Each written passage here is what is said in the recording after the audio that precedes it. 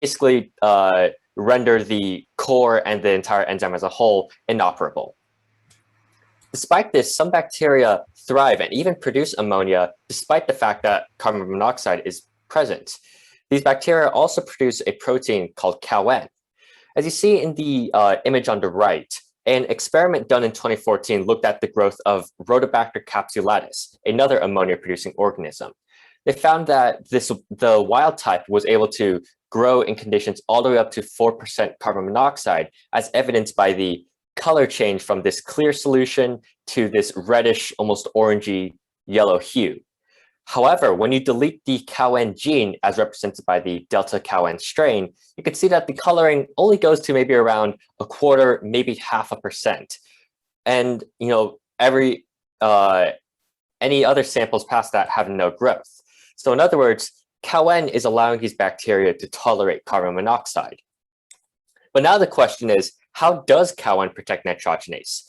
Nguyen is an uncharacterized protein, and so we don't know its structure nor its mechanism. For this research project, we've been working with the hypothesis that Nguyen prevents carbon monoxide binding while retaining nitrogenase activity. Last year, we had performed an enzyme activity assay with Nguyen and discovered that this protein is capable of restoring nitrogenase function. As you see on the bar graph on the right, we're measuring the specific activity of the enzyme under various conditions of carbon monoxide. Specific activity is a way of evaluating how active the enzyme is, whether or not it's performing at its normal levels, if it's somewhat hampered, or if it's just completely wiped out. Without any carbon monoxide, that's our standard sort of control, and that's just the level that nitrogenase operates at. However, if we take a look at the enzymes being incubated with 1/10 of an atmosphere of carbon monoxide, you can see that the activity plummets straight to zero. The enzyme can very much be considered dead at this point.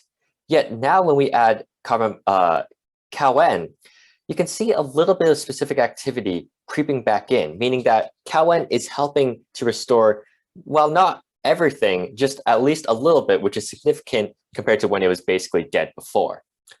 At 1,000th of an atmosphere of carbon dioxide, we still see a pretty significant reduction in nitrogen activity, being cut to maybe around half the operational speed that it would normally operate at without any carbon monoxide.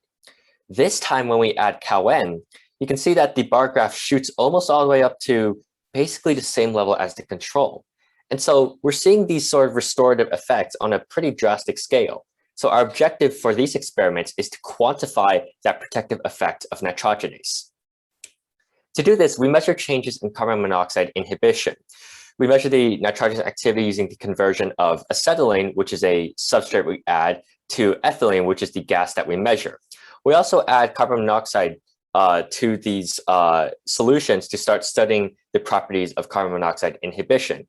And furthermore, we also incubate some of the tubes with Nguyen to start comparing the kinetics of nitrogenase with and without this protein. To measure the kinetics of the enzyme, we use the Michaelis-Menten model. This model describes the behavior of many proteins, particularly nitrogenase. And you can see in this graph on the right that the reaction rate, or very literally the speed of the enzyme, has a hyperbolic dependency on how much substrate you add. After all, if you add more fuel to an engine, it's going to keep spinning faster and faster until you reach a certain maximum or top speed that we call the Vmax. You can see that Vmax term represented in the equation on the left that plots out this hyperbolic curve. If you look at this equation again, you also see that there's another term called Km. Km is a way of describing how strongly the acetylene substrate will bind to the enzyme, and it's just another way of describing the kinetics of nitrogenase.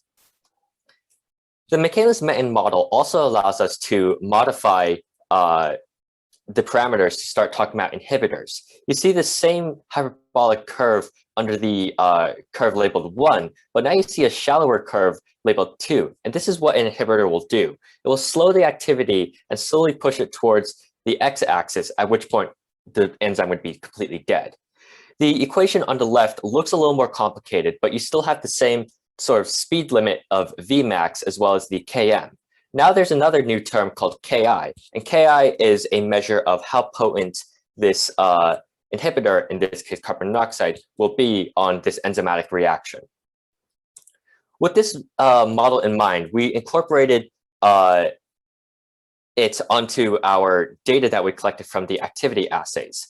Again, we're measuring the specific activity as a way to measure the sort of speed or functionality of the enzyme. And this time we also have the dependency on acetylene.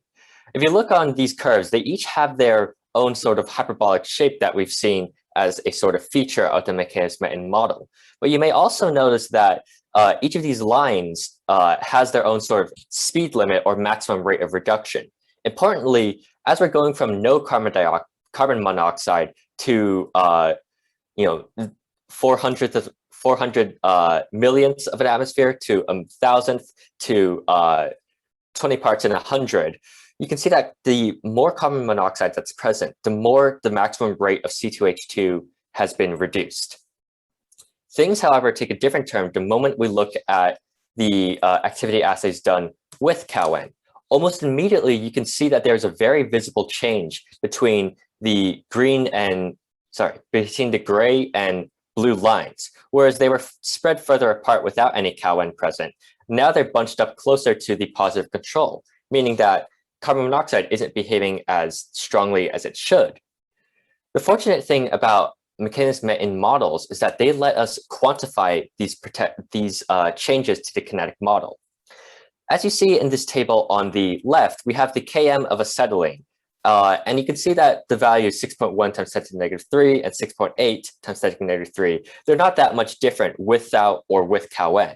And that is expected in our hypothesis, since we had predicted that CowN would be protecting against carbon monoxide inhibition, but wouldn't really be altering anything so much as retaining the initial properties of nitrogenase.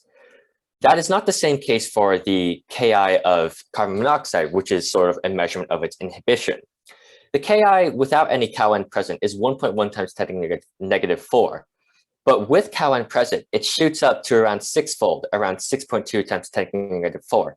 And that large increase in Ki means that CowN is now less potent than before. Again, this is also predicted in our hypothesis, since we expect CowN to reduce the potency of carbon monoxide.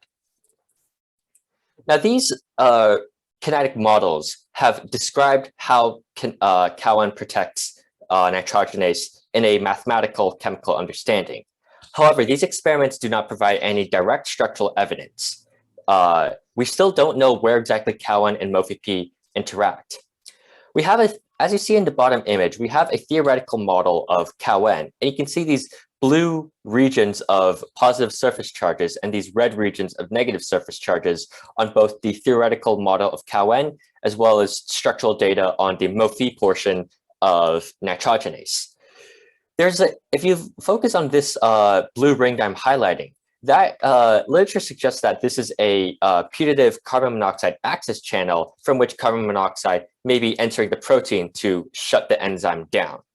And because this has a complementary blue surface charge, we hypothesize that CowN may be binding at this entrance with complementary surface charges between the blue positive regions and the red negative regions. However, I must emphasize that this is only a hypothesis and that we will need to conduct further tests to confirm this theory. For now, what I want you guys to take away from my research is that CowN is able to make carbon monoxide a less potent inhibitor, and as a result, CowN enables bacteria to tolerate high levels of carbon monoxide. Moving forward, we plan to run Michaelis-Menten experiments, this time on the conversion of nitrogen to ammonia instead of acetylene to ethylene as we had done with these experiments. Additionally, we plan to co-crystallize MoFeP and CowN to observe their molecular structure together. Thank you. That concludes my presentation. I'd like to give some thanks to the Chapman University Center for Undergraduate Education, the National Science Foundation, and the National Institute of Food and Agriculture, all three of whom had funded this project. I'd also like to give thanks to Dr. Fudge, Dr. Kim, and Dr. Basafi for use of their lab instrumentation. Thank you very much, and I'll be happy to accept any questions. Okay, thank you, Terrence. So let's give Terrence a round of applause. And we have a few minutes for questions. So as I said, feel free to ask them, or if you prefer, you can write them in the chat.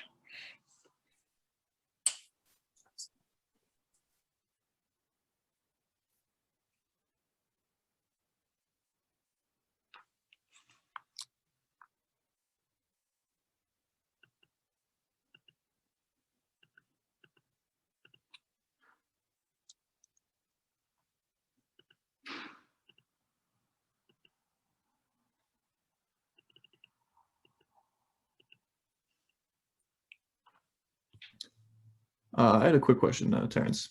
Yeah, Adam. So when you were running the sort of enzyme kinetics when with and without CoWN, or was it with or without a carbon monoxide to study the enzyme kinetics? Would you mind going back to that slide? I think it was actually the result of it, or like your Km and Ki findings. These ones? Yeah. So I guess I had two questions. One was the concentration of CoN. How did you deem like this would be like an appropriate amount to use? So in our previous experiments, we found that the optimal ratio of MoFeP and CoN was 1 to 10. And so 0.2 macromolar is just the concentration of CoN that was needed to reach that 10 to 1 ratio. Got it. And then also with the findings that you have with your Km, so you noted that the Km difference isn't really significant, but our Ki findings are significant. I guess how did you determine that these findings are truly significant? So from the statistical error bars, they don't overlap at all. So that's already a good indicator of statistical significance. We also ran several duplicates of each test just to eliminate any possible error. Got it. Thank you.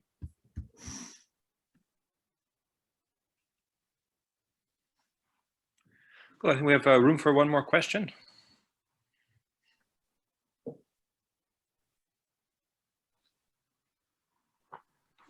I had a question about how you were like testing, how you were testing the effectiveness of CoN. Like you were talking about like next time you might check the conversion between nitrogen to ammonia. How come you didn't do that in like the first place? Did you did the other ones like C2H2 become C2H4 instead? Mm-hmm. So the reason why we are using, I believe you're referring to this slide.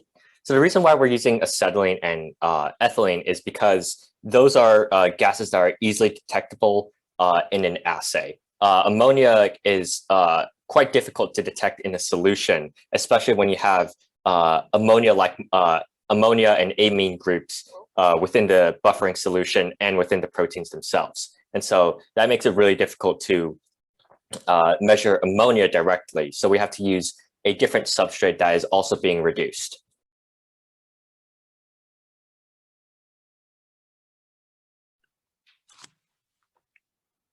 Okay, thank you. And thank you for those excellent questions.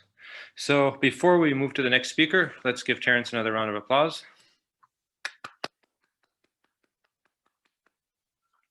Okay, so thank you, Terrence. And our next speaker is Lois Kim. So Lois Kim has also been in my lab what seems like forever. She's been working with me for, I think it's two and a half years. Might have been 2.5 years, I think. So a long time, and she really got enormous amount of work done. She's developed a very broad range of skills from classical molecular biology. She was doing gel shift experiments, which she's not even going to talk about today because she's got so much other data. She's learned some structural biology and some classic enzymology as well. So she's really is a very, very well-rounded biochemist. After graduation, she's staying at Chapman since she's part of the 4+1 pharmacy program. So she'll be completing her coursework at Rinker, where I hope that she will not give up the structural biology because she's just such a good structural biologist. So with that, Lois, the floor is yours. And I'm sorry, I keep forgetting to say this. We started recording about halfway through the first session. We had some technical difficulties, but we are now being recorded. Okay, now Lois, this time for real. The floor is yours. Hi, my name is Lois, and the title of my research is analyzing the interaction of nitrogenase activator with DNA. So nitrogen gas has important role in plant life using ammonia. However, plants cannot use nitrogen gas because of the triple bond, which are very stable to break. As a result, plants are needed to obtain nitrogen by fertilizers, which contain ammonia. However, the production of fertilizer creates greenhouse gas, which is bad for the environment. As a result, it is important to find ways to produce reliable and efficient nitrogen source that does not harm the environment. And there is an enzyme called nitrogenase that can convert dinitrogen into ammonia, which needs a lot of ATP and reducing equivalents.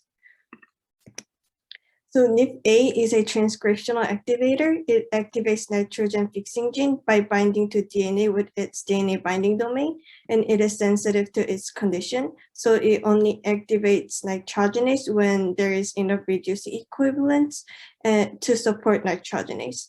And there is conserved 2 cysteines outside of DNA's binding domain, and they are redox active and oxidized to form disulfide bond.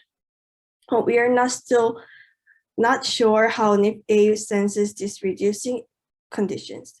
So our hypothesis is that when these cysteines are reduced, they will have higher binding affinity. So to test our hypothesis, 2 constructs were created, one with no cysteines, no cis, and another construct with 2 cysteines, 2 cis. So we first use Elements assay to detect the free cysteines in the protein sample. The Elements reagent DT and B stock solution was prepared by mixing DT and B with buffer, and different concentration of positive control RBSA and negative control lysozyme and no cysteine and 2C were created. The concentration of the Elements assay remained constant, and these samples were inserted into 384 well plates in triplicates, and the absorption of these samples were measured. And the positive control was used as the standard line. So to analyze our result, the standard graph was created using our positive control, and concentration of free cysteines were calculated by using the linear equation. And our expected result was that 2 cysteines will make a disulfide bond in the oxidized condition, which the concentration value will be closer to our negative control. And the result here shows that the concentration of 2 cysteines were similar to our negative control, indicating 2 cysteines make a disulfide bond, showing that 2 cysteines is in oxidized state. And then we use CD experiment on both no cis and 2 cis construct to find the secondary structure and ensure that they're folded. The full CD scans for 2 cysteines and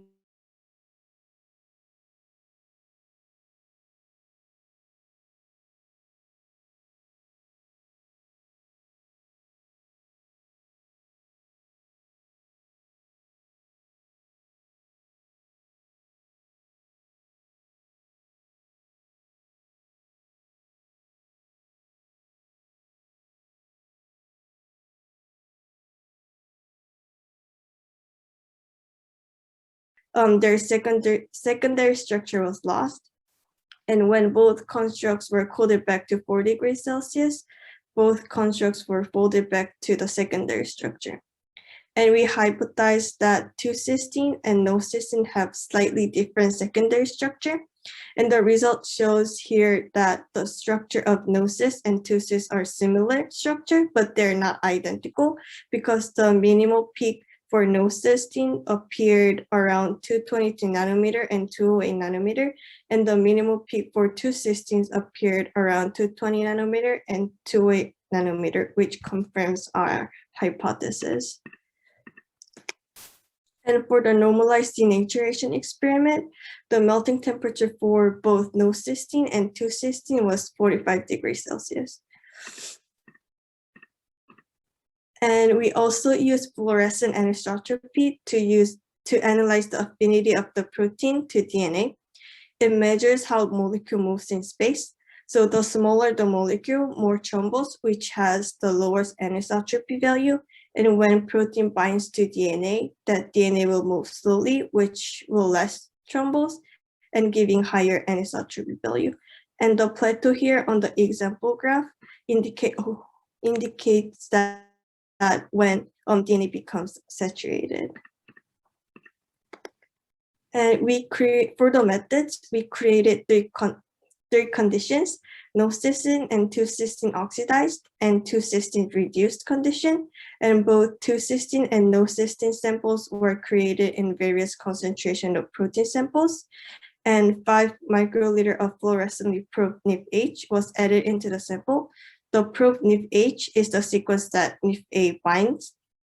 And for the reducing conditions, 50 millimolar of reducing agent was added. And this protein was created in triplicates, and the fluorescent anisotropy was measured. The binding affinity of each samples was analyzed by KD value. So the greater binding affinity will have lower KD value. And the expected result was that 2-cysteine with reducing condition would have the highest binding affinity with lowest KD value. And the no cysteine would have the lowest binding affinity with highest KD value. And our result shows that no cis here have the highest binding affinity with KD value of 18.79 micromolar, while the binding affinity of oxidized 2-cysteine and reduced 2-cysteine has similar KD value, which indicates that the reducing condition of the cysteines does not affect DNA binding affinity. This result shows that our hypothesis is incorrect. The reducing conditions does not affect DNA binding affinity. And lastly, we use crystal trait to create no cysteine crystal to analyze the conformation of no cysteines that binds to DNA. And we used 98 well plates, and each well had different solution conditions. And there were 2 conditions that no cysteine crystals were formed. To conclude, our hypothesis was that when 2 cysteines are reduced, they will have higher binding affinity. And our result shows that the binding affinity with reducing conditions did not change, which shows that the redox state of the cysteines does not affect DNA binding affinity. And the Elements assay showed that there were no free cysteines present in 2 cysteines, indicating the 2C constructs are in oxidized condition. And the CD scan shows that the no cysteine and 2 cysteine had alpha helical structure, showing that alpha helical structure DNA binding domain binds to the upstream activator sequence. And lastly, we were able to create no cysteine crystals. The future direction of this study would be analyzing other cysteines in NIF-A that might sense redox condition and affect binding affinity. Also, the crystal structure of 2C and NC will be created and analyzed to have better understanding of the structure of their DNA binding domain. By researching more about NIF-A's redox sensing abilities and how it binds to DNA to activate nitrogen fixing genes, we can understand the condition that nitrogenase is activated, which will help us to find safe and effective ways to grow plants. This research was supported by Chapman University, and special thanks to Dr. Owens and the NIF-A Research Lab. Thank you. All right, thank you, Lois. Let's give Lois a hand. And the floor is open for questions.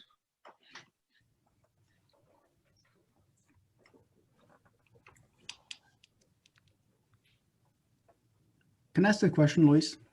Yes. Very nice job. Fantastic work.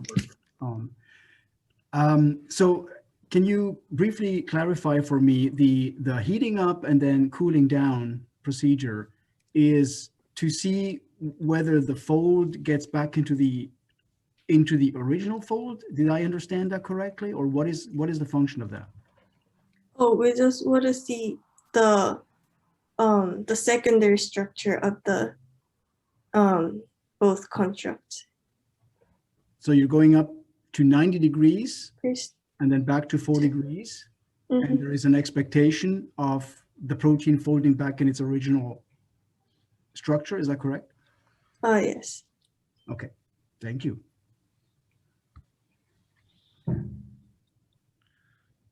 I have a question here from the chat. So there's a question here asking if you could provide a little bit more information on the other residues that might play a role in redox sensing. Where is it? Here the AAA domain, they have 4 more cysteines in front of here, upstream of it. So like they might sense the redox condition. So we're trying to look at this part of the cysteines in the future. Okay, thank you. Any other questions? We have room for 1 or 2 more questions.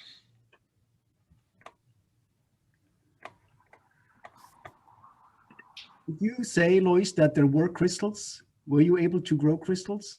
Oh yes, for no cysteines, it's here, the red arrow. There were crystals. And now they will be further analyzed? Are they analyzable? We didn't try it yet, but we want to grow it more bigger to like actually like fish it out and then analyze the structure. And the only, sorry for asking these questions, and the only difference between A and B was the type of salt. Is that, do I see that correct? Yes, type of salt. Mm-hmm. Great, congratulations. Thank you. So there's another question in the chat here. This chat feature is great. So it's basically asking if we can't get crystals that are large enough, what could you do? Oh, we can try more to make it bigger and more. Yeah.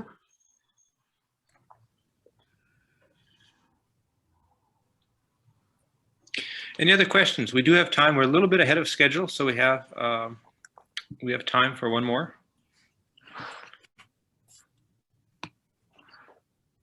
I like that answer, by the way. Just grow bigger crystals. That's the answer. How long did it take to grow these crystals? How long does it process take? I think it took whole semester to figure out the right condition. And then we grew this, I think 3 weeks ago, and we found crystals 2 weeks after we made it. Wow. So patience is a virtue here. Mm-hmm. Thank you.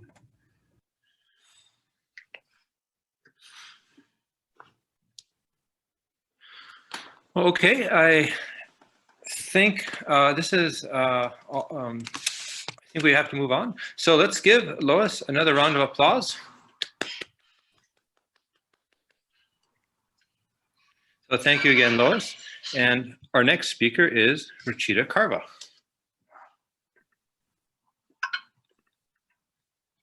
So Rachida Carva is another student who has been in my lab what seems like forever. So I think there's a trend here.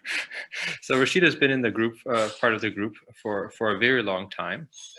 And just like Lois, she's developed into a very well-rounded biochemist. she took part in numerous different aspects of our nitrogen fixation project. She's running chemical biology type assays, enzymatic assays, and she's a real pro also on working with anaerobic proteins. And so for those of you who don't know what an anaerobic protein is, a lot of our proteins are air sensitive, which means that we have to manipulate them in a glove box and on something called a Schlenk line. So we have to pump all the oxygen out and replace it with an inert gas like argon. So all that takes a lot of time. And so Ruchita's really become a pro at working with these bioinorganic proteins. So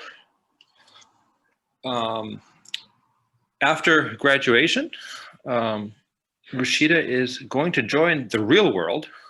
So she's going to leave the fake world of academic research and go into the real world where our discoveries actually count and people try to make money with their discoveries and directly try to impact people's lives by making useful products. So I'm sure Ruchita will do just as well in industry research and in the industry setting as she did in the academic setting. So with that, Ruchita, you can go right ahead. Okay. Hello, my name is Ruchita, and today I will be presenting on the interactions between nitrogenase and CalN. First, I'll go over some background information about our project. Nitrogen is an essential nutrient. The most abundant form of nitrogen is dinitrogen gas, but this form is unreactive. Instead, plants obtain nitrogen from ammonia, which is a more reactive form of nitrogen. The production of ammonia from atmospheric nitrogen occurs through biological nitrogen fixation. At an industrial level, the Haber-Bosch process is used to produce ammonia-rich fertilizer as a supplement for plants. In this diagram, you can see what the process looks like. The Haber-Bosch process requires extreme conditions such as high pressures and high temperatures. This process is very inefficient and introduces pollution into the environment. We seek to look for an alternative for this process. In our research, we found that bacteria called diazotrophs can produce ammonia under ambient conditions without polluting the environment. Plants obtain nitrogen from diazotrophs that are found in soil nearby. Nitrogen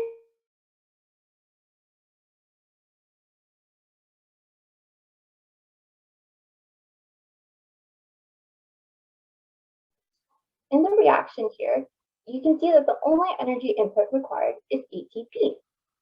There are various forms of nitrogenase, but only molybdenum nitrogenase is expressed in G-diazotrophicus. Our lab uses this particular nitrogenase. Molybdenum nitrogenase, or monitrogenase, is made up of two components, the iron protein and the Mofre protein. The Mofre protein has a beta and an alpha subunit.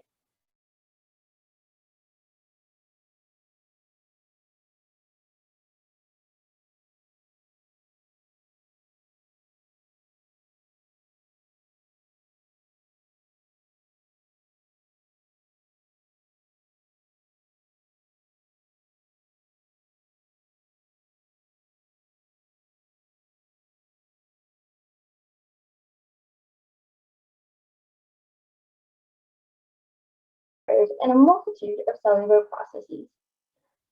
Monitrogenase itself produces and uses carbon monoxide, although at very low rates. The presence of a small protein called CalN, however, allows nitrogenase to resume activity.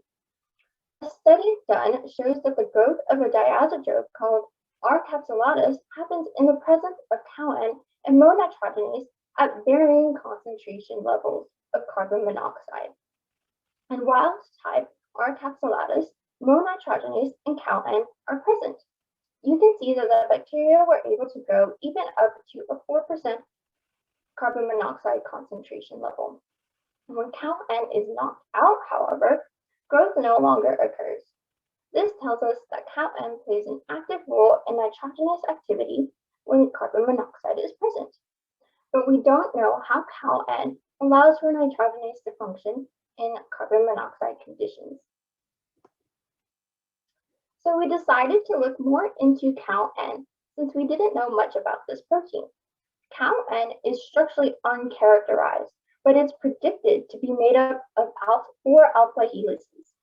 CalN has no cofactor binding site that we know of, and it is not known to coordinate metals.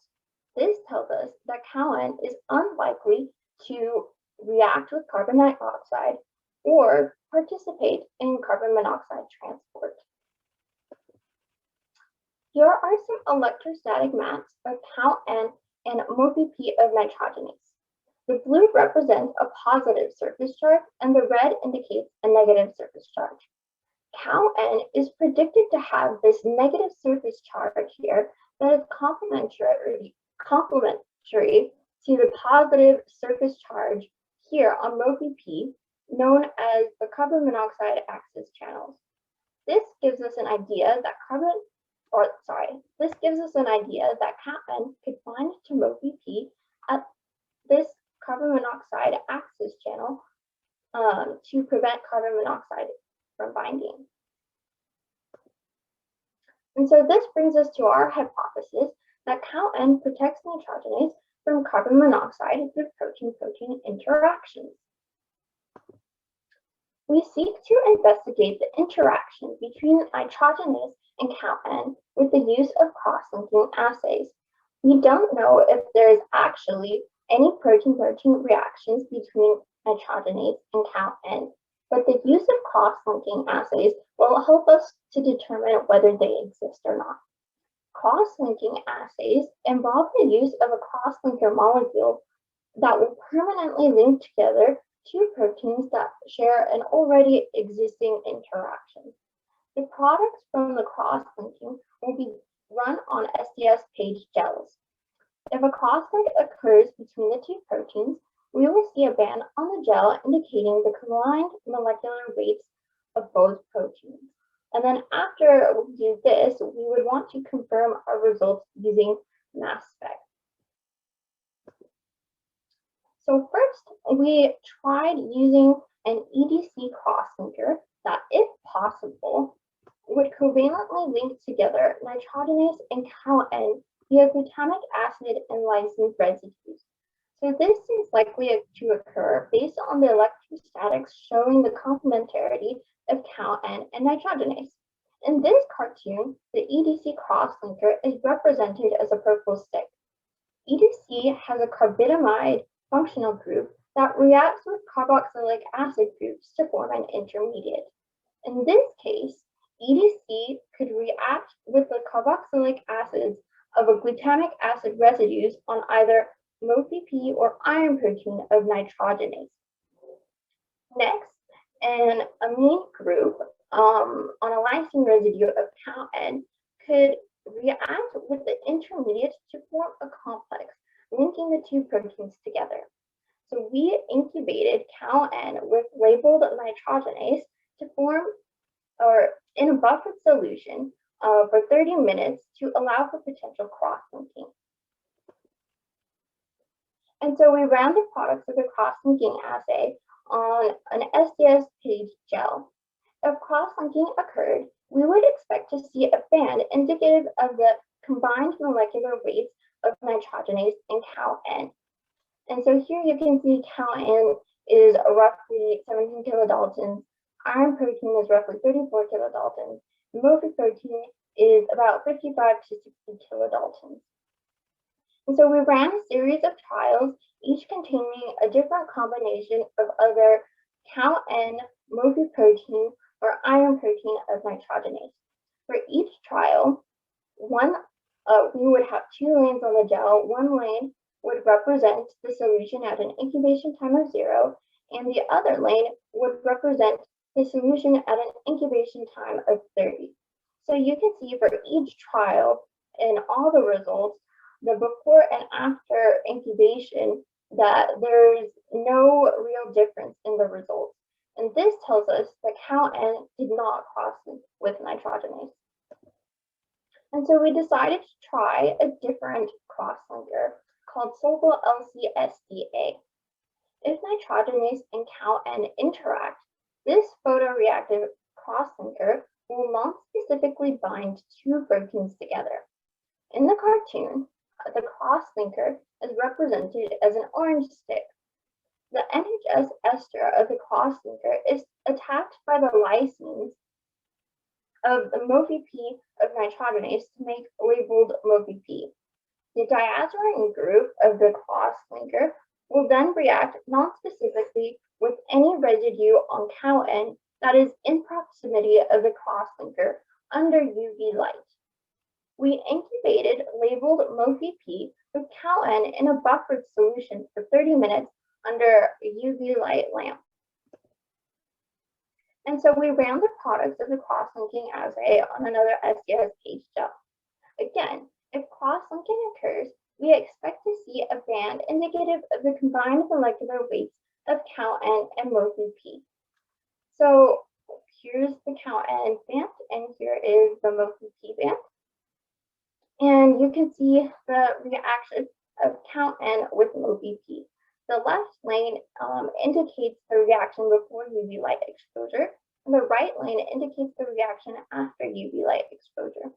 You can see the difference between the two lanes is this band right here, where we think CalN has cross-linked with MoFeP. And so we also ran a series of negative controls.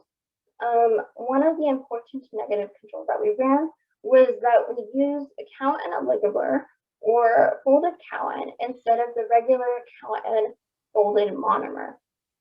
And so we see here that there's no band that could indicate potential cross-linking. And this shows us that nothing in the prep of CalN, such as the buffers or salts we used, was responsible for any cross-linking occurring. And then another important control that we used was that we ran just MoFeP alone on the gel with no CalN. And since we shouldn't expect any cross-linking since CalN is not present. Next, we want to confirm that this band here in the CalN and MoFeP reaction is actually CalN and MoFeP cross-linking together. And so, from the SDS page gel, we cut out these bands. We cut out the potential cross-link band, a MoFeP only band, and a CalN only band, and we performed a tryptic digest of each band. And so this is where we took a trypsin protease to cut up all the proteins in each of the bands to have peptides. In the MoFeP only band, we would only see peptides of MoFeP. Similarly, in the CalN only band, we would only see peptides of CalN. And in the cross-link band, we would hope to see peptides of set of MoFeP, CalN, and MoFeP cross-linked with CalN. And then we would run a mass spec. In the mass spec results, our top graph shows a CalN signal in red, and we see another signal in blue that's the cross-link band. We see that these signals line up, and this tells us that CalN is present in the cross-link band. In the bottom graph, we see MoFeP as an orange signal and the cross-link band as a blue signal. We also see that these signals match up. And so this tells us that MoFeP is present in the cross-link band. And so with this combined information, this tells us that both MoFeP and CalN are present in the cross-linking band. This tells us that the MoFeP and the CalN must have interacted to form a cross-link. So we can conclude from our cross-linking assays, our SDS page gel, and our mass spec results that MoFeP and CalN interact. We next would want to perform X-ray crystallography to visualize the interaction site between CalN and nitrogenous. And here are my references, and I would like to acknowledge Dr. Cedric Owens, and I had help doing all this research in lab from Terrence Lee, Max Stroll, Emily Wong, Chloe Garcia, Kirsten Shaw, and Michelle Jin. This research was supported by Chapman University and UDSA NIFA. Special thanks to UCI Dr. Kim, the Fudge Lab, and Dr. Vasapi for letting us use their equipment. And that is my presentation. If anybody has questions, you can ask me right now. All right, thank you. Before we start the questions, let's give Ruchita a round of applause. Okay, so anyone who has questions, the floor is open.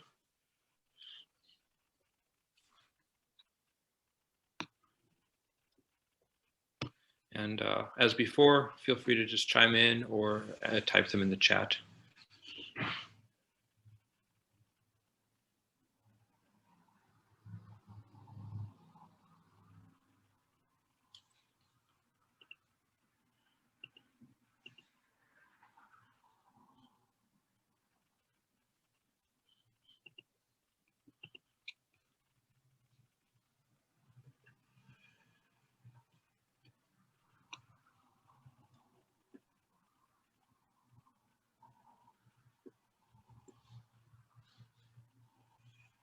So I see one here in the chat.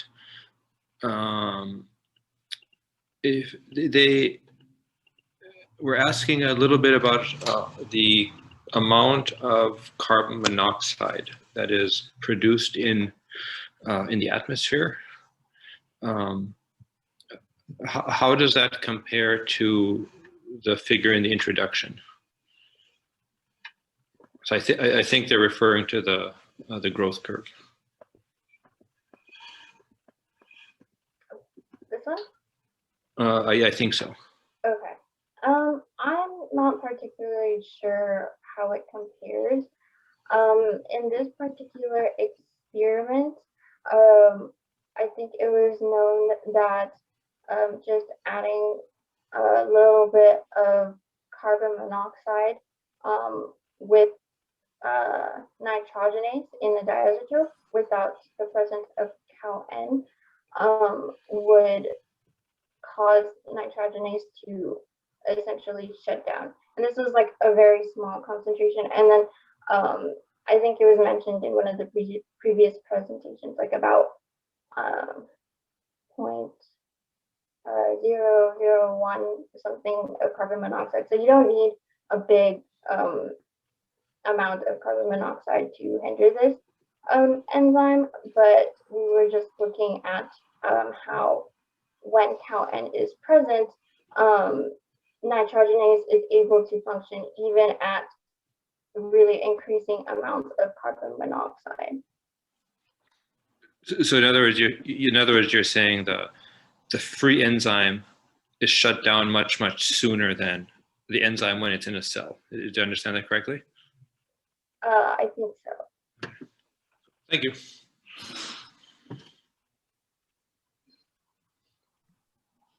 So you were trying to find the interaction between CoN and the MOF-VP. I guess you'd say maybe like domain of nitrogenase, if I'm not mistaken. Yes.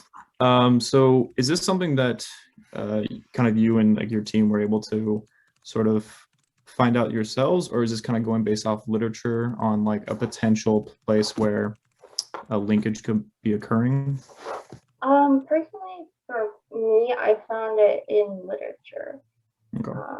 And so when we had those electrostatic maps, they were created using software, and we were just, oh, whoops, sorry, I just went past it. We were just using software, and then we were looking at the complementarity of the negative surface charge and the positive surface charge, and we like that in addition to our literature that we had, we hypothesized that this could be a potential binding site. That's it. Yeah, thank you. Thank you. All right, we're a little early, so there's time for one more question. A question about what kind of equipment you use to measure that cross-link results? So after we did the cross-linking results, we did it in a tent like Dr. Owens mentioned earlier because we needed anaerobic conditions, and we did them in vials for mixing the proteins together. And then afterwards, we ran them on this type of gel called an STS-page gel. And so this type of gel separates proteins based on size alone. So while we were running our samples on the gel, everything in the solution with count N and the Mofi protein and anything in the buffered solutions were run on the gel, and everything in the solution was separated out by size.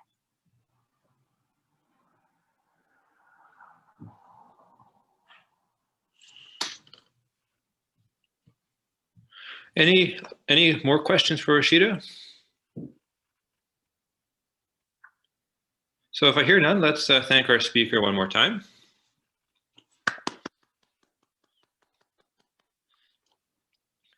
And so our next speaker will be Michelle Jin. She will be the last speaker of the first session. And I'd like to remind the speakers of the second session, if you haven't done so already, please send me a private message to give me your post-graduation plans and your major and minor, just to make sure we have that information correctly. So if you haven't done so already, please do so. If you don't, I'm just going to make something up. Okay, so with that, I'd like to introduce Michelle Jin. So Michelle Jin is also a biochemistry major.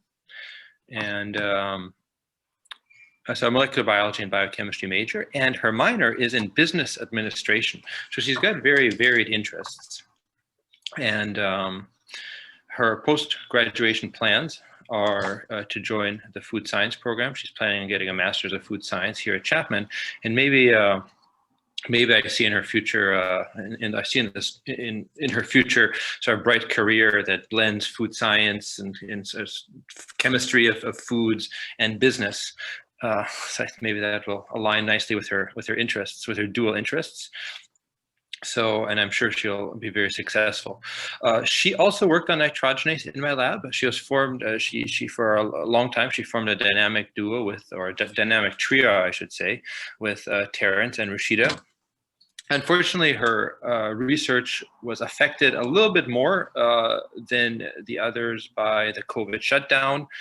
She wasn't able to come into lab for a little while.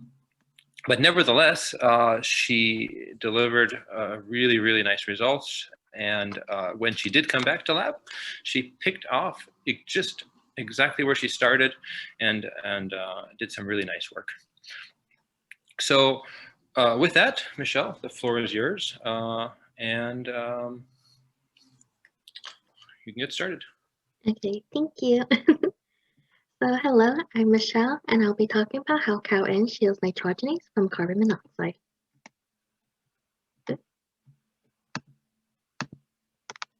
Oh, there we go, okay. So currently, the global population is expected to increase over the following years. As a result, farmers have been constantly harvesting and growing crops to meet the food supply demand. But since these crops are being grown at such a rapid pace, the farmland soils aren't given enough time to replenish its nutrients. So farmers have been using these fertilizers to replenish nutrients back to the soil.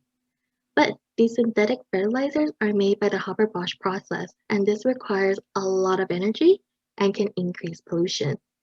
So as you can see, if we continuously use the synthetic fertilizer, it's not going to be sustainable for future agricultural practice. So researchers have been trying to find alternatives to these synthetic fertilizers. And one alternative is a biosynthesis by thysotrophic bacteria.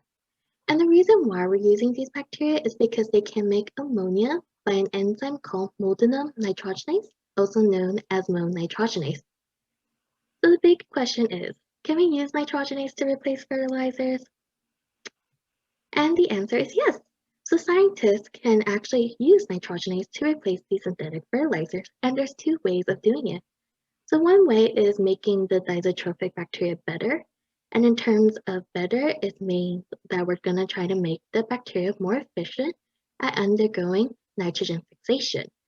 So in the second option, is that we put nitrogenase in E. coli to make ammonia. And the reason why scientists want to use E. coli is because E. coli is such a fast-growing bacteria that if we have so many of them and we're constantly producing ammonia, it reduces the need for these synthetic fertilizers. So right here we have the structure of mononitrogenase, and I'm going to briefly explain how mononitrogenase can undergo nitrogen fixation. So mononitrogenase can undergo nitrogen fixation in an ATP-dependent process.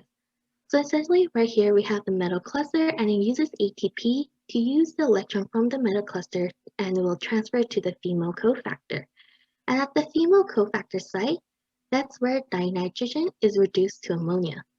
But when researchers were understanding the structure of mononitrogenase and how it works, they realized that it can be inhibited by carbon monoxide.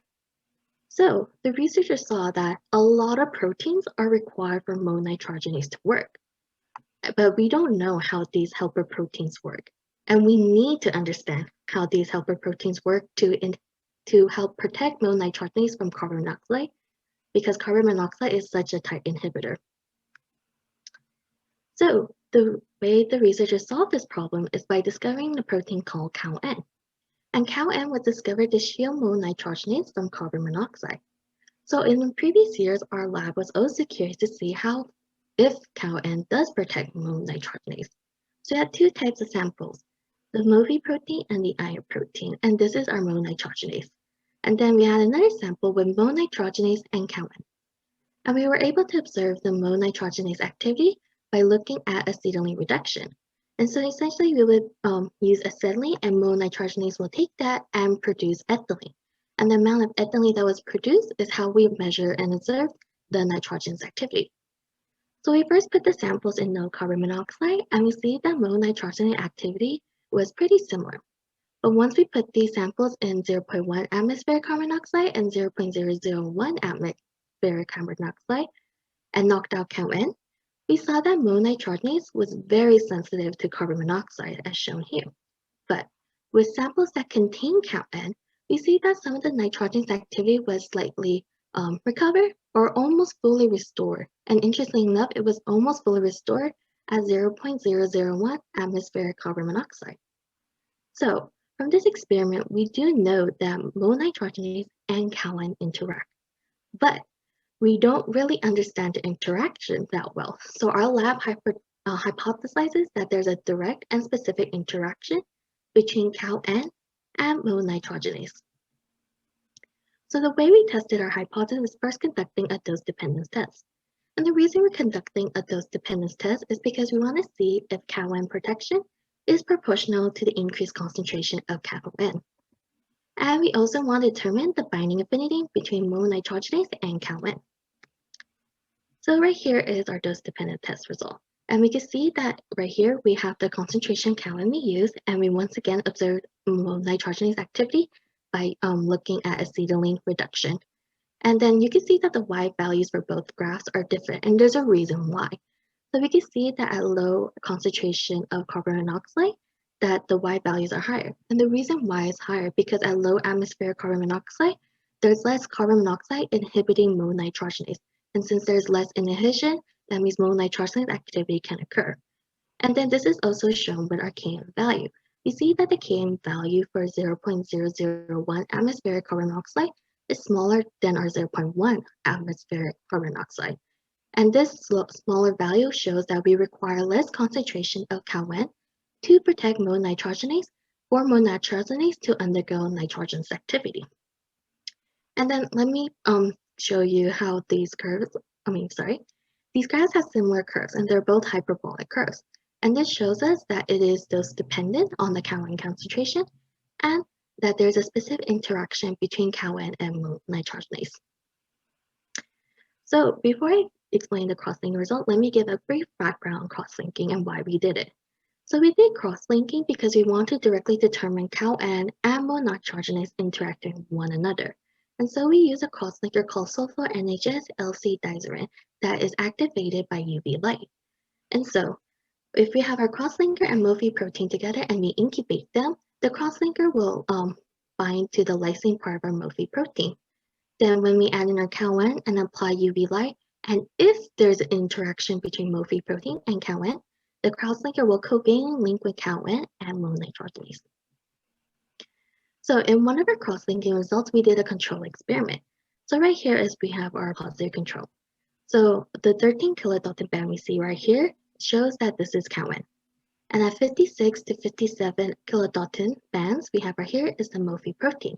So since we want to see that there's direct interaction between CoW and mononitrogenase, we're looking for a 70 kilodalton band, as shown right here. And so for one of our negative controls, we use misfolded CoW, also known as CoW oligomer. And the reason why we use the CoW oligomer is because we want to make sure that the CoW we are using is not contaminated, and also want to confirm that interaction between mononitrogenase and CoW only occurs in folded CoW. And as you can see, there's no 70 kilodalton bands here, indicating that mononitrogenase and CoW did not interact because it was misfolded. And our second control we did was that we did in high salt concentration. And the reason we did it in high salt because we want to disrupt the protein-protein interaction. And high salt can disrupt the protein-protein interaction because it destroys the salt bridges between these two proteins. And because we destroyed the salt bridges between these two proteins, therefore there's no interaction, and we see no 70 kilodalton bands. And so in our second experiment for cross-linking, we actually increased the concentration of CoW. And the concentrations you use are 2.5 micromolar, 15 micromolar, and 30 micromolar CoW. And once again, we're looking for the 70 kilodalton band to show that there is cross-linking between CoW and mononitrogenase.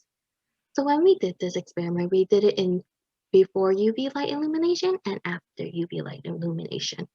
And so we see that the 70 kilodalton band is in the after UV illumination for 15 micromolar and 30 micromolar CoW. And we want it in after UV light illumination, not before UV illumination, because cross-linker is activated in the presence of UV light. So it makes sense why we don't see the 70 kilodalton bands in no UV light. But interestingly enough, we don't see a 70 kilodalton band at the 2.5 micromolar. And this shows us that we require a higher concentration than 2.5 micromolars of CoW for CoW and mononitrogenase to directly interact. So from our data, it shows that CoW interaction between mononitrogenase is dependent on the carbon monoxide concentration and has intermediate binding affinity. Also, we found that CoW can fully protect nitrogenase in low levels of carbon monoxide. But currently, we do not know how CoW changes the structure of nitrogenase to block carbon monoxide. So in future research, we will have to determine where the MoFi protein and CoW will interact with one another. So I just want to give my acknowledgement that this research was conducted under Dr. Cedric Owens with the help of Chloe Garcia, Christine Laverde, Emily Wong, Kirsten Chong, Max Stroll, Rachida Carva, and Terrence Lee. I also want to say a special thank you to Dr. Basafi, Dr. Fudge, and Dr. Kim for letting us borrow their lab and their equipment. And this research was supported by Chapman University, NSF, and USDA and IFA. Thank you, and is there any questions? All right, let's thank our speaker before questions. And we have about a good 5-6 minutes for questions.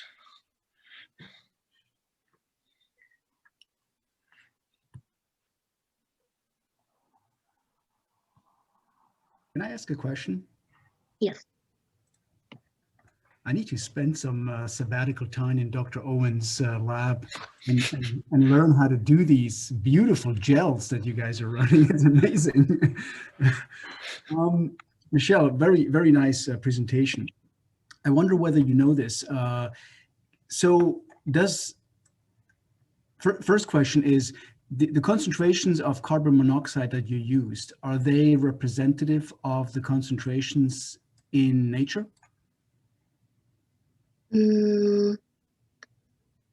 I personally do not know that information, but I do know that the concentration of carbon monoxide we did use were 0.1 and 0.001, which is not a huge value. So we can see that like even if, because carbon monoxide in the environment, I would assume would be larger than these values we use. So that's why we would have to understand more about the interaction so we can improve the efficiency of the nitrogen fixation for future use later on. Okay, thank you for that. And the second question I have, I wonder whether, so is COW-N expression dependent on the concentration of carbon monoxide? In other words, does carbon monoxide induce COW-N expression? Is it an inducer of the protein? Carbon monoxide does not induce COW-N expression, if I'm understanding this correctly. Because that's the question is carbon monoxide regulating the expression of COW-N in the bacteria? Oh no, so carbon monoxide is not in charge of regulating the expression of COW-N in the bacteria.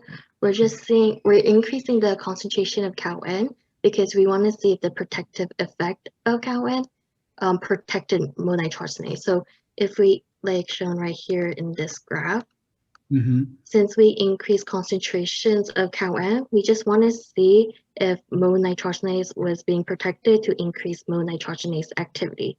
Right. But we can see that it starts to plateau, showing that like a higher concentration of COW-N, it reaches the most effective for mononitrogenase to occur.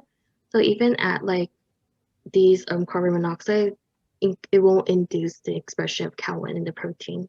I was wondering whether it's known what regulates COW-N. I don't want to take all up the question time. I do not know if carbon monoxide regulates COW-N, so I would need to do future more research into that field. Thank you.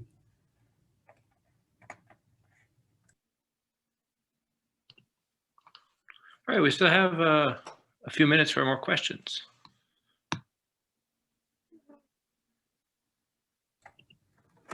What was the size difference of those very sharp bands in the gel? How much of a difference is there?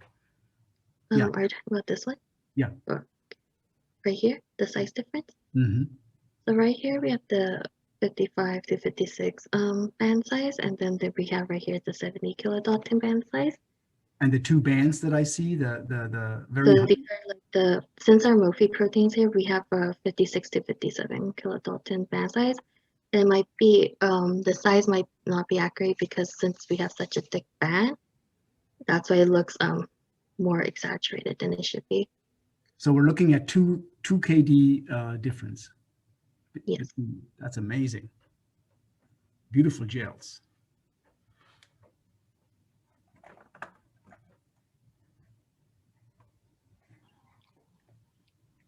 Are there any more questions? There's one in the chat, but if anyone wants to ask out loud first, please feel free to do so.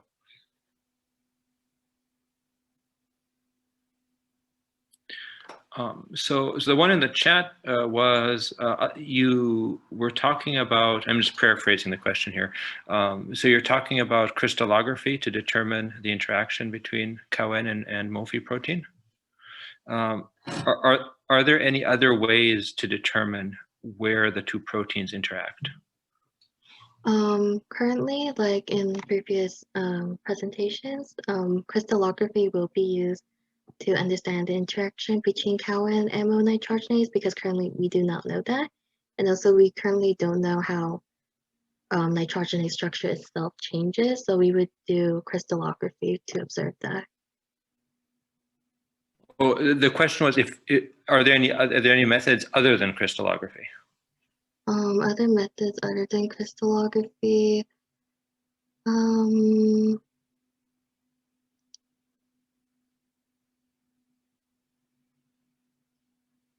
Because the current experience we did with the kinetics experiment and enzyme assays, we were just looking at interactions.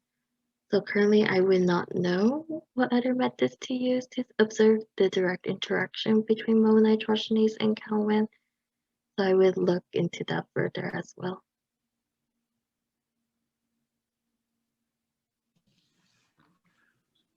Hey, thank you. Any last questions for Michelle?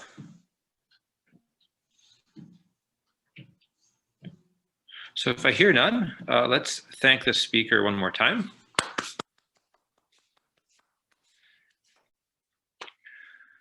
Our next speaker is Chloé Sermet, and she is a psychology major with a minor in, and I want to make sure I get this right, because every time I introduce her, I flub it.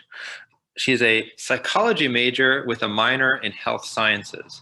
And so you might be asking yourself, what is a psychology major here doing a biochemistry presentation?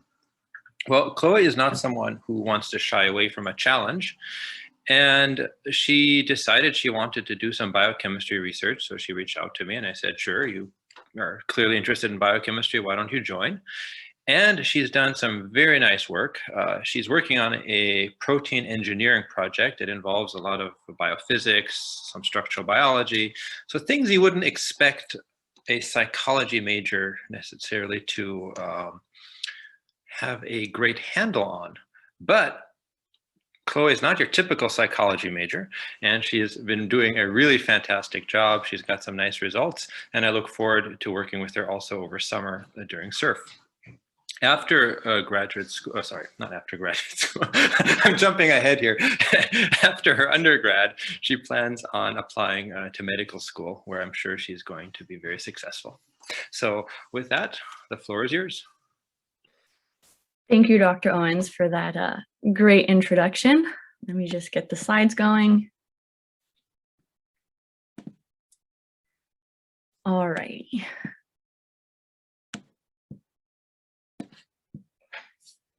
So hi, everybody. I'm Chloe. As Dr. Owens mentioned, I'm going to be presenting to you and talking to you guys a little bit about sunflower meal, so we get a little bit of break from CalN. And so more specifically, I'm going to be talking to you guys about the importance of sunflower meal and why we don't want to go green. We simply want our sunflower meal cookies pristine. So a little bit of background on sunflower meal. Sunflower meal is a product that can be used as a gluten-free alternative and a protein supplement, as it has very low amount of allergens compared to almond meal and soy protein. You may hear this and think, wow, like this is so great, sign me up. But why don't I see sunflower meal in the grocery store? And this is due to the fact that when it's exposed to high cooking or baking pH, which is the cause when you mix it with baking soda or baking powder, it actually turns green. Now, I don't know about you, but unless it's St. Patty's Day, I don't always want my cookies turning out green, and neither does the food industry. So what causes this greening? Well, it's a neat little antioxidant called chlorogenic acid, which I will be referring to as CGA. It's found in really high concentrations in sunflower meal. And as previously mentioned, when it's heated at high pH, chlorogenic acid will undergo a reaction and it will yield a green product. Now, to prevent this greening, we essentially need to eliminate CGA. And to remove it, we're going to be using an enzyme called CGA esterase. However, we're not the only ones who've had this idea. Previous studies have been conducted to try and remove the CGA in order to prevent greening. In a particular study conducted by Zhang, they tried to remove CGA using chlorogenic acid hydrolase, which is a fungal esterase. However, when they conducted their experiment, they were only able to reduce the greening and not completely eliminate it. The difference between Zhang's study and our study is that, firstly, the esterase that we want to be working with is a bacterial esterase. It's not a fungi esterase. Fungi is harder to work with and it's harder to engineer because it takes longer to grow. And secondly, we are going to be optimizing our enzyme by engineering it to make it more effective and efficient to completely remove greening at any pH. Our goal is to engineer CGA esterase to fully eliminate greening in sunflower meal by breaking down and eliminating CGA. There are 3 parts to this project. The first is the cloning, expressing, and characterization of our wild-type enzyme, our wild-type esterase, that we are pulling from different bacteria. The second being engineering, which I will discuss later in the presentation, and the third would be a scale-up expression. So after cloning our CGA esterase gene and expressing that gene in E. coli, we utilized affinity chromatography to ensure that we in fact had a protein present. Affinity chromatography separates protein by affinity. On this graph right here, which is our affinity chromatography graph, the left axis represents protein absorption and the right axis represents imidazole gradient. We expect to see our protein elute out once we add the imidazole. So if I can draw your attention to the graph, to the red circle, this is the peak that indicates that our protein eluted out at around 42 mLs. We then ran an SDS page gel over here to determine if we had a pure protein present. The elution peak that we observed over here around 42 ml is present in lane 7 and 8, where we see that we have a partially pure protein. We know that it's a partially pure protein because it's really the only bands that are observed. If you look at the flow through area, we notice that there's a lot of bands, and that represents a lot of impurities. Once we get further down though, around 23 and 25, we can see a band around 34 kilodaltons, which is the weight of our protein. So we know that that's our protein present. In order to understand our enzyme, we need to understand the reaction that it undergoes as well. CGA esterase is responsible for breaking down chlorogenic acid into quinic acid and caffeic acid, which I will be referring to as CA. When our reaction takes place, we want to make sure that we're able to distinguish between the reactant and the products. So we then started to look at differences between them. We looked at absorption spectroscopy of CGA and CA, and we noticed that they had different absorptions. The blue graph over here represents CA, and the brownish graph represents CGA. This is really important because now we have a way to measure the difference between the two, and we're able to know if we have CGA or CA present in solution. As the reaction proceeds, we're unable to know the concentration of CGA present since it's being broken down. So in order to calculate the concentration of CGA, we utilized the Beer-Lambert law and solved for the extinction coefficient. This was also a really big step because now we know the extinction coefficient, and we're always able to solve for the concentration of CGA while the reaction is proceeding. So for example, if a reaction takes place, we can use the extinction coefficient and solve for the final concentration of CGA. From there, we can then determine if we have any CGA left over. If we have CGA left over, that indicates to us that our CGA esterase was not successful in completely eliminating it, and that it needs to be further engineered. So in order to understand how our enzyme functions, we also needed to conduct a Michaelis-Menten kinetics. To produce Michaelis-Menten experiment, we used absorption spectroscopy and utilized different concentrations of CGA to determine the rate at which CGA breaks down into quinic acid and caffeic acid, or CA. As the concentration of CGA increases, the enzyme is going to work at different rates, and this is what we want to measure and determine because we want to be working with the best rate possible. So Michaelis-Menten kinetics measures enzyme kinetics, and the two main components that we're measuring are Km and Vmax. These two components are really important in understanding how an enzyme functions. If we have a low Km, for instance, the Km tells us about our binding affinity of our enzyme. If we have a low Km, our substrate is going to bind to our enzyme with really great affinity. And in this case, our substrate is CGA and our enzyme is CGA esterase. Vmax is also equally important because it tells us the maximum rate at which our enzyme is able to function. So ideally, a really good enzyme would have a high Vmax and a low Km. Since we're going to be engineering our esterase, we want to understand the baseline kinetics so that we can determine which components of the kinetics we want to manipulate to make our enzyme work better. The Michaelis-Menten graph over here represents the experiment that we ran at room temperature because we want to determine if our Km and our Vmax are temperature dependent. We then conducted this same experiment, the Michaelis-Menten, at different temperatures and different concentrations of CGA. And we can see that as that different temperatures yield different Vmax. You can see that as the temperature increases on the right-hand side, the Vmax also increases, and the Km is going to be between 0.1 and 0.2. Now, the reason we're doing this now and not at the stage of degreening is because we have less variables right now. And it's just easier to understand the data because we're not worrying about so many different things that could be impacting like the Vmax or the Km of our enzyme.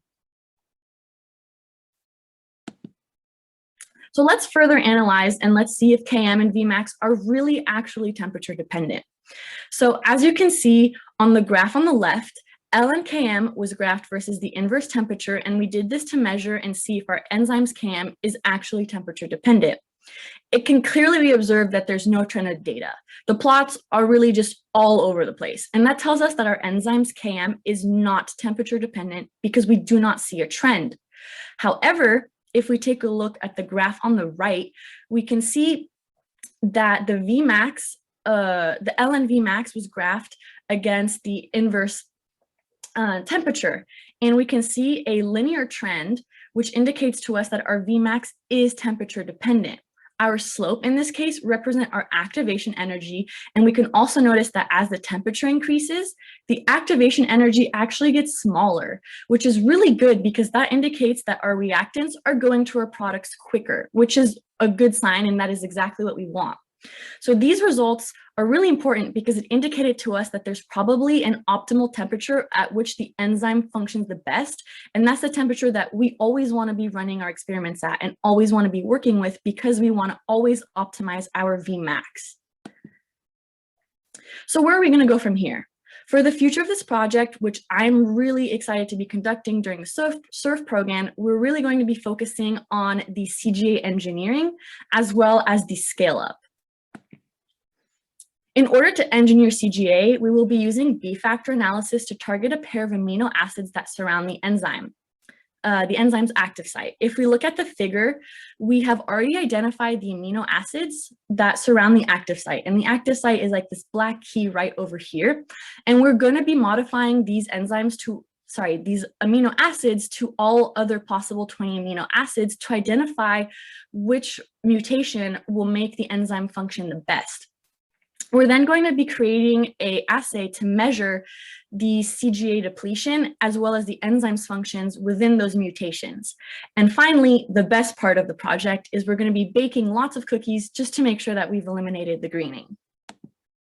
I would like to take a second to thank the CUE, the NSF, the NIF. I would also like to thank Dr. Owens, Dr. Weary, Christine Laverty, along with Dr. Basafi, Dr. Fudge, and Dr. Kim for allowing us to use their equipment. That concludes my presentation, and I will gladly take any questions. All right, so let's thank our speaker before questions.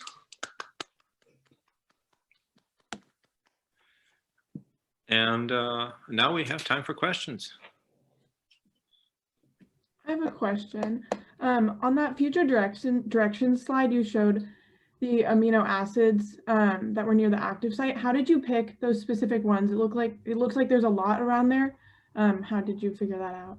Yeah, that's a great question. We actually used like B-factor analysis, and we were looking for flexible sites because flexible sites indicate sites that are going to be more easily able to mutate and to change out the amino acids. So we were looking for the sites that would be actually more easily accessible and that are around the active site. That way we don't affect the Km, because if you remember right, we only want to change the Vmax. The Km is totally fine, but what we do want to make sure is that we're working at the best Vmax possible. So we were looking for flexible sites for us to pick amino acids from and do the engineering there.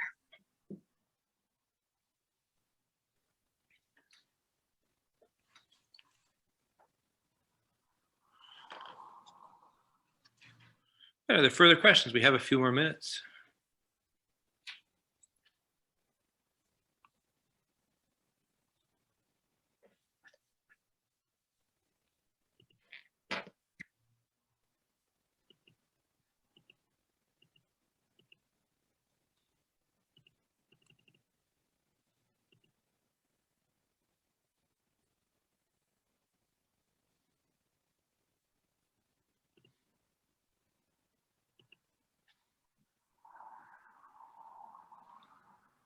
There's one in the chat here. I'll read it. And so this has to do with the post-graduation plans. So if someone wants to know, what are you going to do after graduation? Well, I will be working on this during the summer with SURF. So I'm excited to hopefully see this project through and get to the best part, which is baking cookies. But after that, I plan to take my MCAT and apply to medical school. So yes, continue further education. And actually, I'll have a question for you here. It's something I can't believe I didn't ask when you decided to join the lab.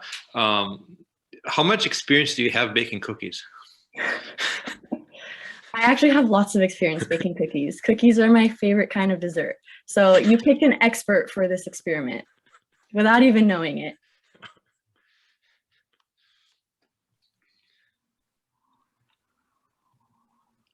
Okay, so last and so Natalie says that she can attest to Chloe's baking abilities.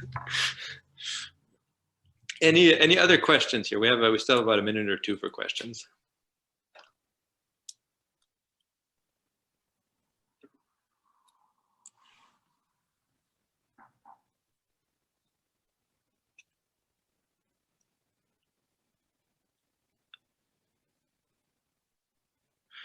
Okay, so if I hear none, we can move on to the next speaker.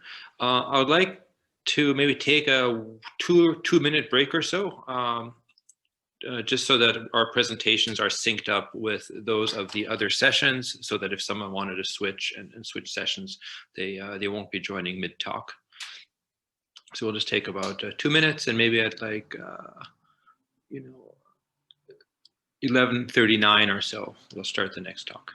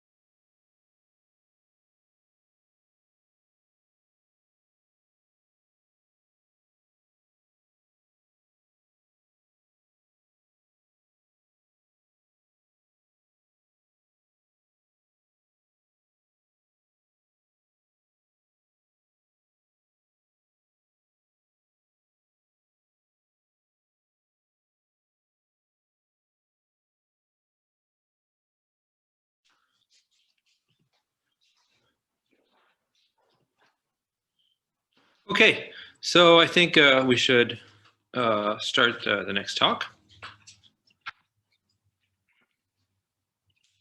So our next speaker is Tessa Giddings, and it seems that we're on a streak of intrepid health science majors who decided to do their research in Schmidt.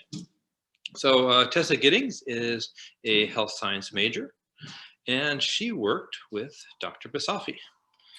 Do you want to tell us briefly about your post-graduation plans?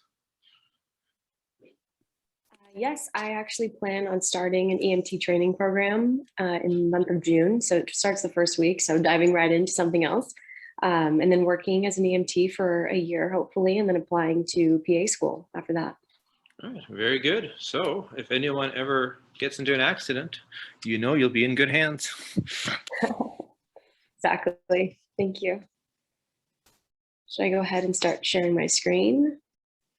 Yeah, the floor is yours. Awesome.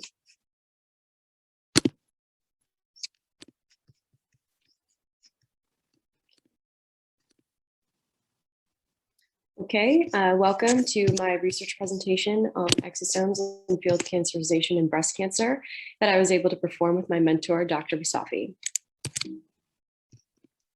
Right, so first I'd like to introduce you to the structure of adult mammary tissue, as I am talking about breast cancer.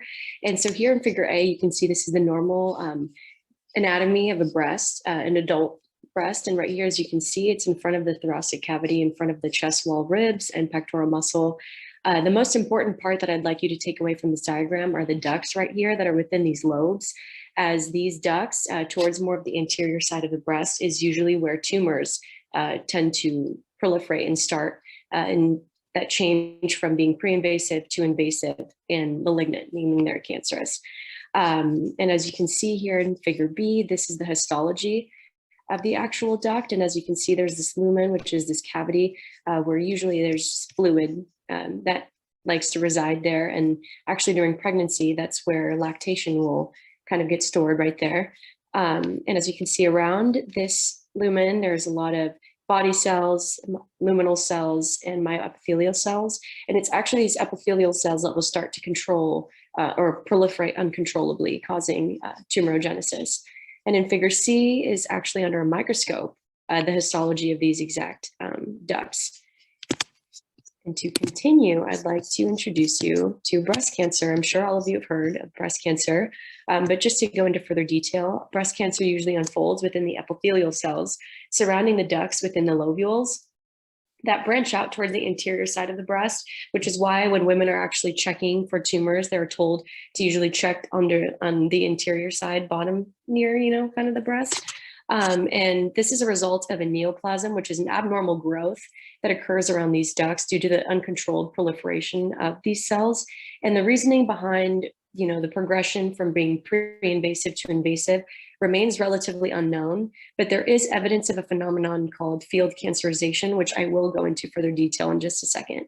And right here on the bottom right, I have a diagram of a kind of a 3D image with just a lot better color so you can see actually where this growth would occur right here in red due to the uncontrolled proliferation of these epithelial cells, causing tumorigenesis right here at the bottom. And I also have the common ways that we have today of identifying breast cancer, being a mammogram, an MRI, a biopsy under a microscope, or an ultrasound. And now I'd like to introduce you into field cancerization.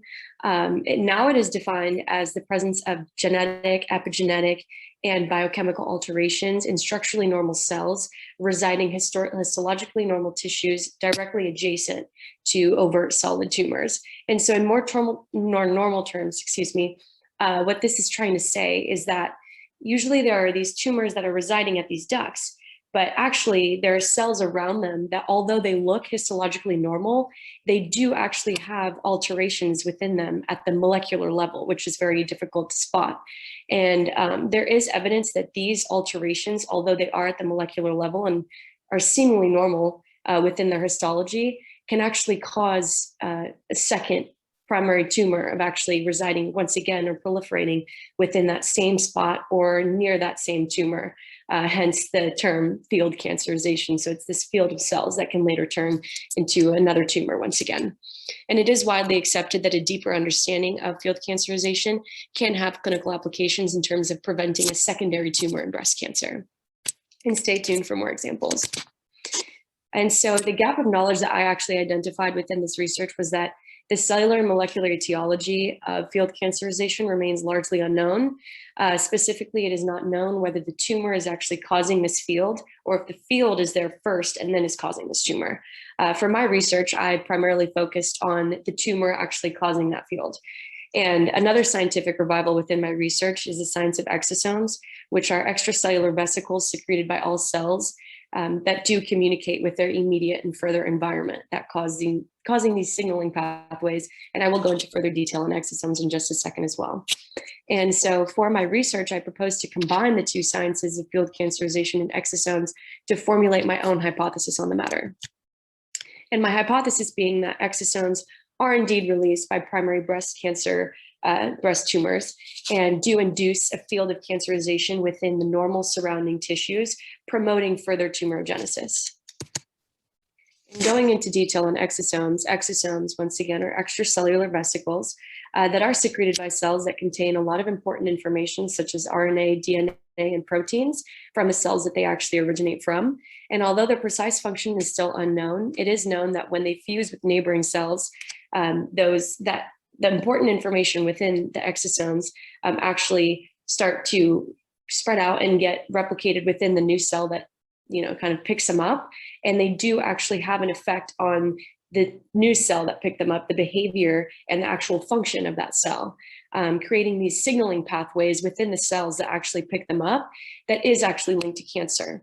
And over here to the left, I have a picture of these exosomes, these beautiful blue vesicles that are secreted by the cells and then picked up by the neighboring.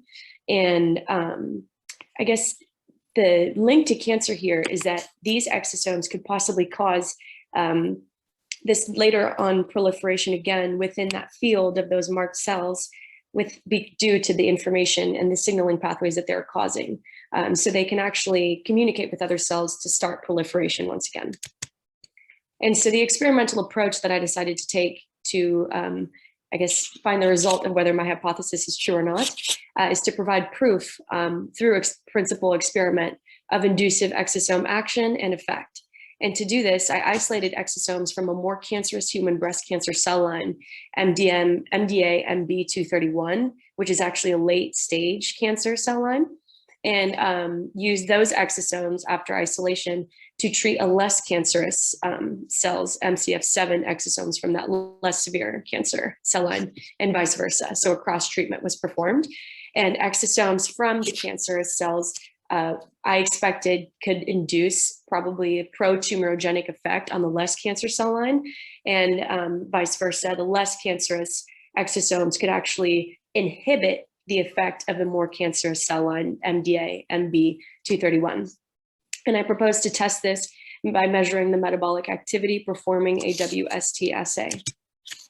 And here I have pictures of the actual cell models that I was working with. Here to the left, I have the MCF7, and as you can see, they have kind of this cobblestone morphology as they kind of form these islands and just kind of cluster together and clump a lot more. And they are considered non-metastatic and early stage. And here to the right, I have the MDA-MB231 cell line that I was working with, which is more late stage and metastatic. And as you can see, it's more of a spindle morphology, and it's a lot more dense, as these cells are obviously proliferating and have proliferated more so than the early stage cancer cells. And so for my exosome isolation, the steps that I took was I actually grew these cell lines within a medium. And as those cells were growing within that medium, they were secreting these exosomes. And I was actually able to isolate these exosomes by subjecting the isolated medium to sequential centrifugation. The most important step being the very last one, by spinning the medium at 100,000 Gs for 120 minutes, through which I was actually able to isolate my exosomes by pelleting it. And I resuspended the pellet then in a medium and phosphate buffer saline solution to work on further experiments. And I was actually able to perform a dynamic light scattering in order to, I guess, add specificity to my data and more characterization to these exosomes. And so what dynamic light scattering, the technology is that it's a laser-based technology that detects the movement of particles based on the Brownian motion of particles.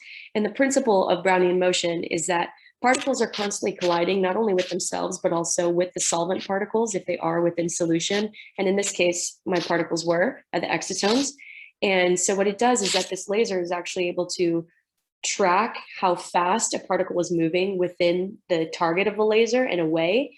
And through that measure of the speed of the particle as it was moving within solution, I'm actually able to identify the radius of the exosomes that are within solution through the Einstein-Stokes equation here at the bottom. And I just wanted to see what the size of the exosomes would be, I guess, in terms of radius, the less severe cancer cell line versus the more severe cell line of the exosomes, just to see if maybe the more severe cancer cell line does contain a lot more information within them, which is why they actually cause a more faster growing in terms of proliferation of the cells, causing more tumors. And here to the right, I have pictures of the two graphs after dynamic light scattering, I guess what would be expected. And so because some of the particles would be smaller, I would expect them to be moving a lot faster past the laser due to the transfer of energy from the collision. And here, as you can see, there is actually a lot more intensity in terms of the waves from the smaller particles than the large particles. And at the bottom here, I have the diffusion coefficient on the left and the delay time. And as you can see, the small particles had less of a delay time, meaning that they did not stay in the same place for very long relative to the large particles here on the right. They tend to stay in the same place for a longer period of time than the smaller ones. And here are actually my results from the dynamic light scattering through a Whisker Box Plot. And as you can see, both of the averages of my cell lines were actually larger than expected, as the expected range for the exosomes range between 30 to 150 nanometers. But for the MCF7, which is the early stage cancer exosomes, they had an average of about 155 plus or minus 12 radius. And the more severe late stage cancer exosomes from the MDA MB231 cell line had an average of about 212 plus or minus 20.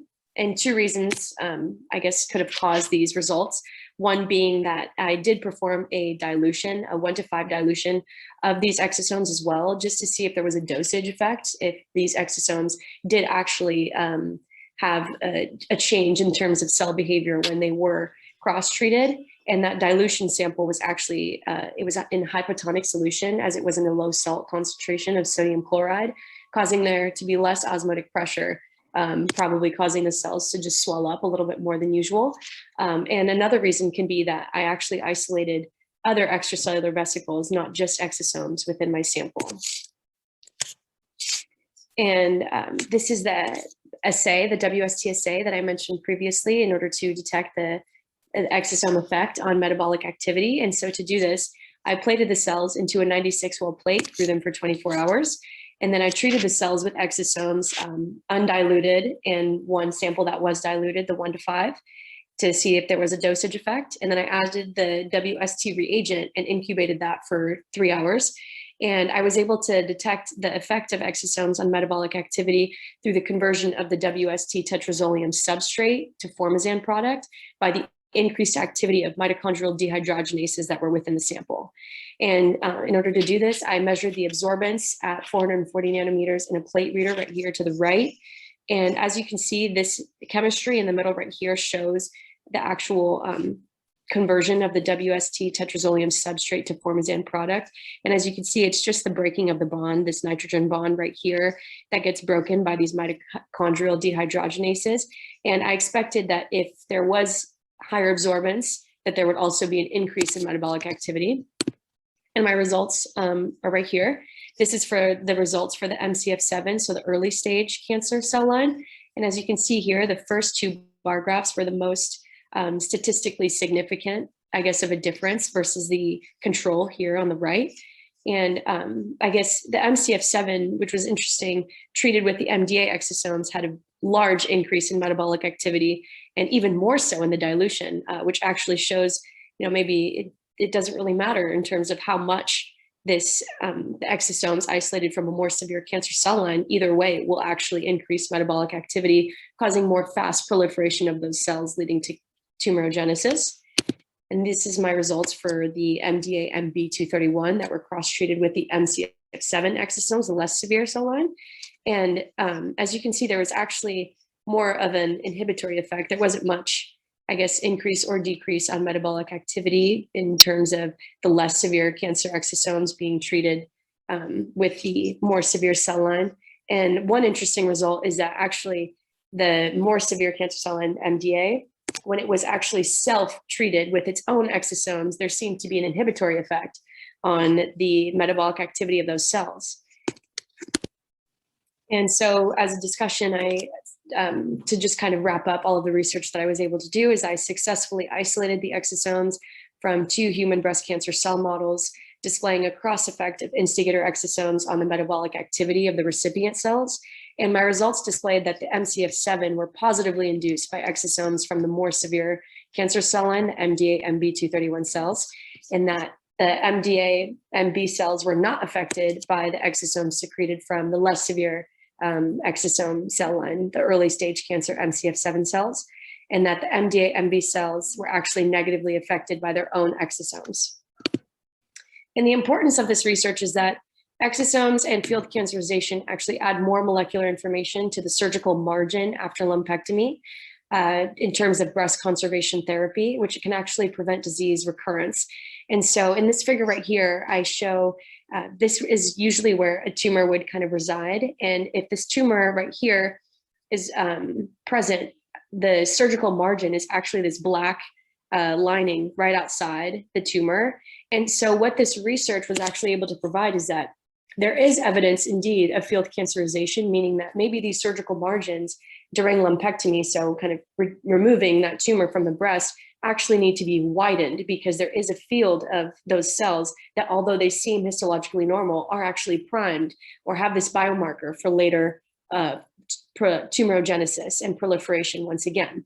And so if these surgical margins are widened, if this evidence is actually true and becomes generalized, then maybe there can be less of a recurrence of breast tumors within the same place, which is called in situ recurrence, or maybe a secondary tumor within these fields that it was, also possibly priming around within the histologically normal breast tissue.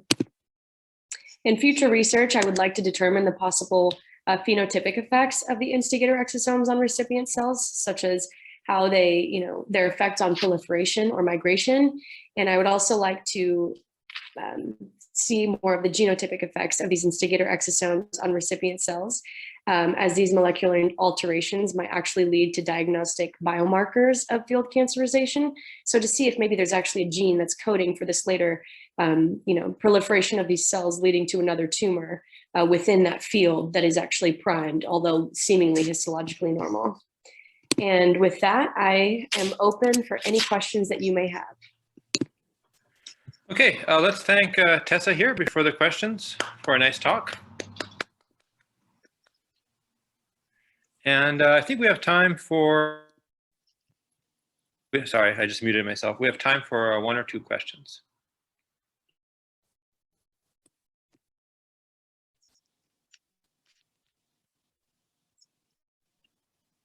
So actually I had a question for you, Tessa. How would you determine the concentration of exosomes? The concentration of exosomes.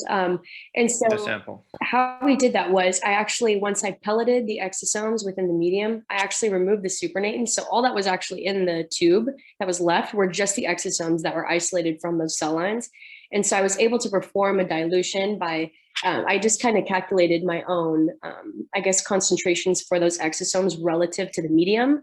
So it was like maybe 0.4 microliters or 4 microliters of the exosomes versus having, 10 microliters of the medium, and just kind of doing those concentrations myself mathematically within the lab.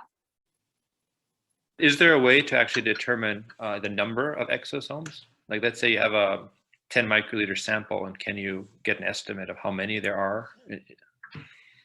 I wasn't able to actually do that in the lab. I'm sure that there is actually a way, and I would actually love to do that and incorporate that within my further research as well, to see how many exosomes are actually within the samples. Maybe there is, a concentration and, dosage effect, parallel within those two to determine the behavior of those exosomes with the recipient cell line.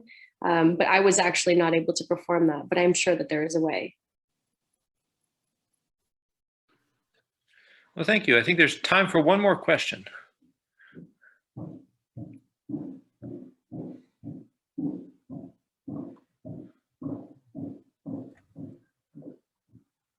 Well, if I hear none, we should thank the speaker one more time. And I think this goes to show that it doesn't matter what major you are. You can be a biochem major, you can be a health science major, but you can still do excellent research.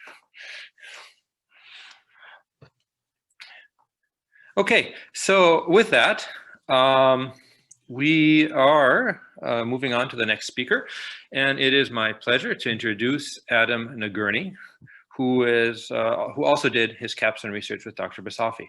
So I know Adam from several classes, and there's sort of one moment that I think I'll never forget. It was back in Biochemistry 1, Biochem 335. And we're talking about hemoglobin and the structure of hemoglobin, and particularly how carbon monoxide, why it's so toxic, how carbon monoxide inhibits hemoglobin. And then there's this phenomenon, it's something that really only inorganic biochemists care about. It's called pi back bonding. Anyway, it's sort of pretty high theory stuff. And so I just sort of mentioned that in class, and I just said, oh, if you really want to know how carbon monoxide binds to hemoglobin, you need to open an inorganic chemistry textbook and look up pi back bonding. And I think I just expected no one to care, and that would be it. But then what Adam sends me an email and says, I'd love to talk to you about pi back bonding. I'm really interested in knowing how this works. And so then when I told him, I said, yeah, sure, let's meet. And for some reason, I think that was right around when COVID shutdown happened. So I never got to meet him to talk about that. Fortunately, he took another class called Physical Biochemistry, where we did get to talk about pi back bonding a little bit. But Adam, I still owe you a detailed explanation of what pi back bonding is. Anyway, with that, I think I should let you have the floor. Like I said, he's a biochem major.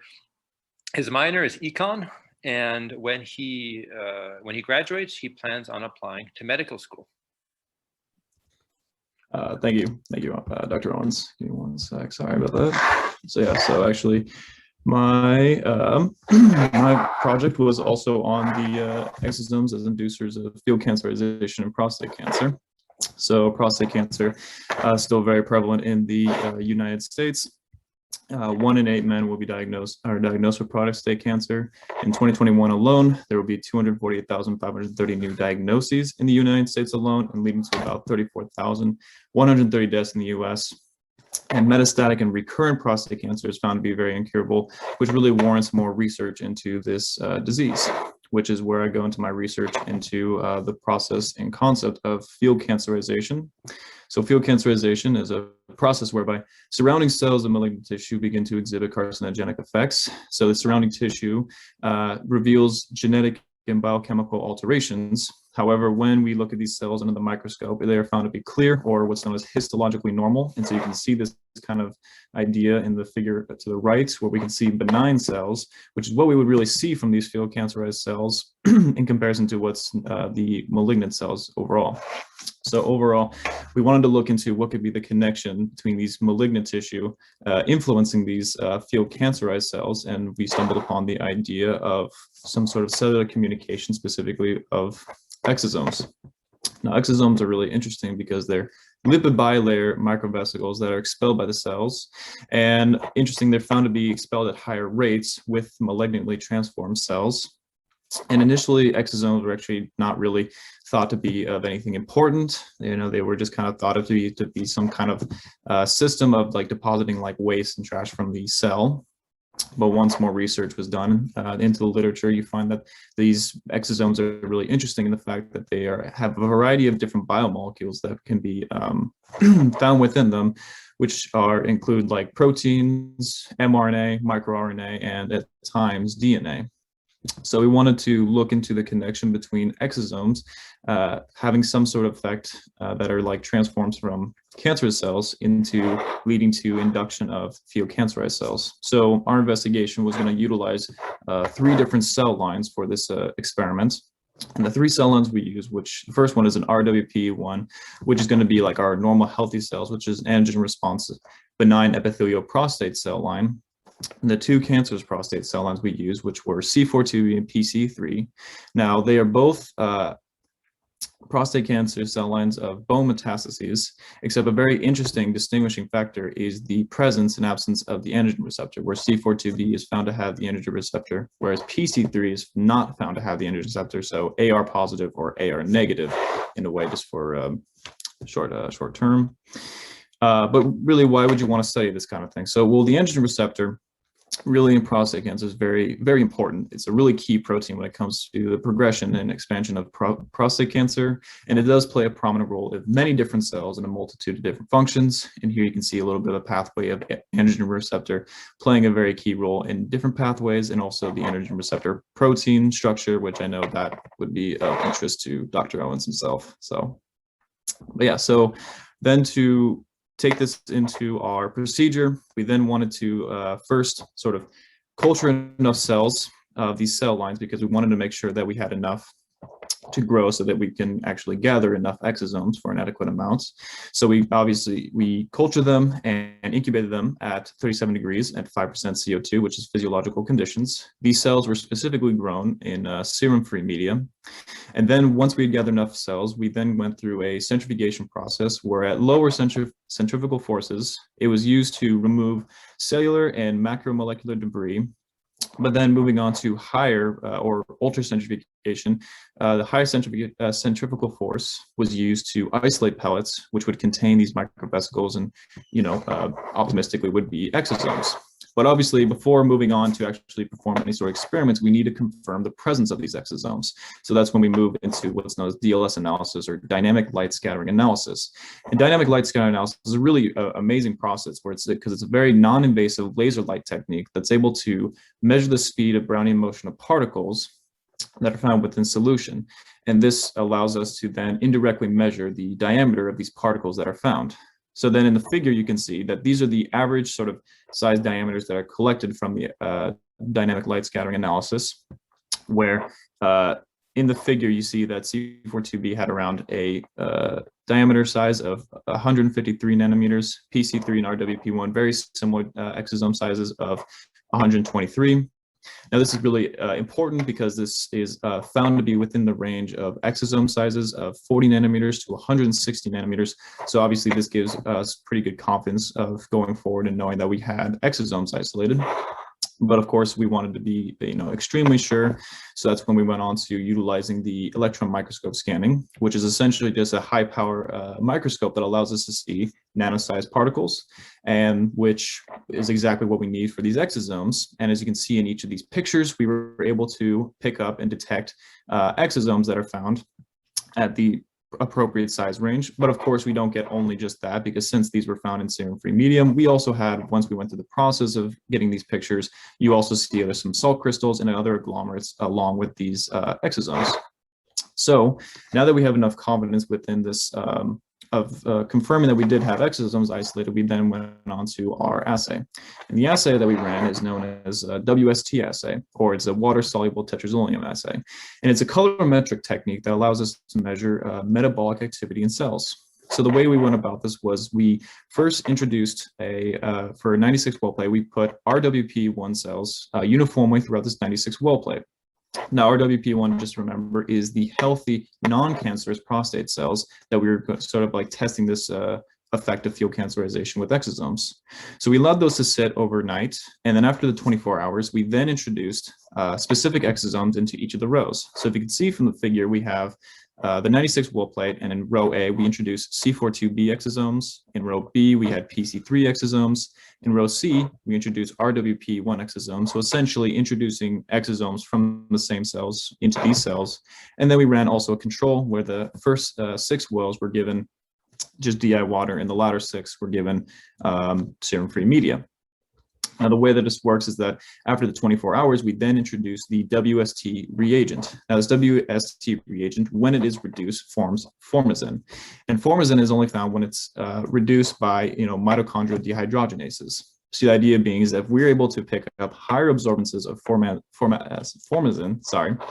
we then can infer there's a higher concentration of these, which can indicate there's higher levels of metabolic activity happening within these cells. And so from the figure, you can see that when these sort of specific exosomes were introduced to these wells, the healthy non-cancerous prostate cells, we see higher levels of metabolic activity within the rows that contained the exosomes from cancerous-derived exosomes. And some statistical analysis was performed in comparison from the cancerous-derived exosomes to the non-cancerous-derived exosomes. And not only do we see a statistical significant difference between these, we also were able to find that there's a statistically significant difference between the specific exosomes that these wells received, and that the C42B led to higher levels of metabolic activity, which would indicate that the androgen receptor positive cell line of prostate cancer cell line had a higher level led to a higher level of metabolic activity when introduced with exosomes than the sort of androgen receptor negative cell line when introduced with exosomes. So this was really interesting finding. So we wanted to look further into what these exosomes could potentially have to sort of, induce this kind of field cancerization or induce these higher levels of metabolic activity. So that's when we ran a SDS-PAGE gel to actually lyse these exosomes open and do some and look at the different proteins that might be found within these exosomes. So the first staining we did, as you can see, is just known as a Ponce Os staining, and it's a basic staining utilized on membranes to sort of give confirmation of potential proteins that might be found. It doesn't really give us a whole lot of knowledge, but it did give us confirmation that there were proteins within these exosomes that we wanted to look further into.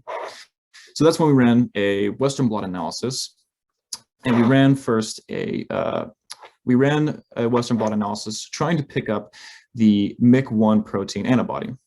Unfortunately, when we ran this MYC1 antibody protein on this Western blot analysis, we really didn't see a whole lot.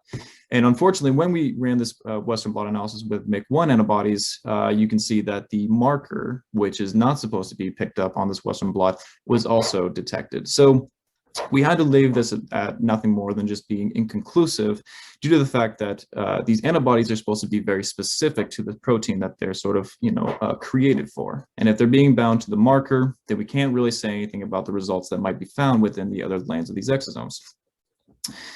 So we then ran an additional Western blot analysis, and in this case, we actually ran with an antibody for EGR1, and EGR1 is known as the early growth response, and is another protein that's found overexpressed in prostate cancer. Both of these proteins we utilized were found to be overexpressed in prostate cancer, which is what piqued our interest, potentially being a sort of inducer for field cancerization. And unfortunately, we didn't get similar results, but we did not detect EGR1 within the Western blot analysis either, which left us at a bit of a stopping point for our investigation. However, overall, in conclusion, this was still really interesting investigation because we were able to show that these RWP1 cells, which are healthy cells, when introduced to cancer cell-derived exosomes, we saw higher levels of metabolic activity. And going even further, we saw significantly higher levels of metabolic activity observed when RWP1 cells were exposed to exosomes from the C42B cell line. So this is the androgen receptor positive cell line. So we have a pretty good indication and are pretty confident that the exosomes play a role in field cancerization by transmitting factors that can upregulate metabolic activity, and that the androgen receptor may play a role within the exosomes that are released from these cancer cells.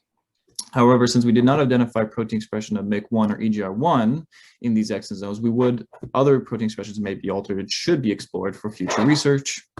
And so obviously the future studies would focus upon the content of the exosomes that could provide more insights into the transforming factors associated with our observed changes in metabolic activity.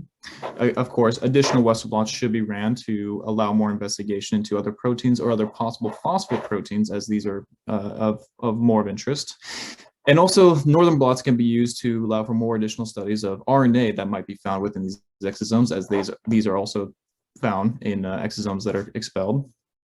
And then another area of interest may be to explore the PIK3CA, PTEN, AKT, mTOR pathway, as this is an important pathway for prostate cancer, as PTEN is a common mutation found within prostate cancer. So it would be of interest to look into this as maybe some sort of key connection between exosomes and field cancerization with the PTEN mutation. And that is my research project.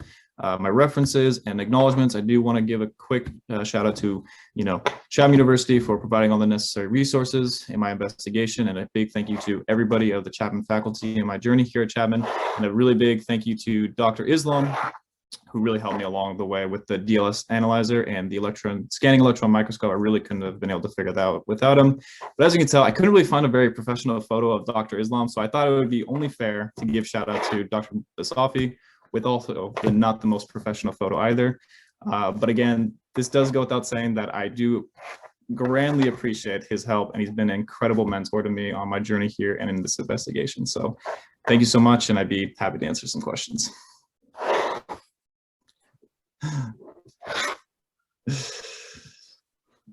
Well, thank you, Adam.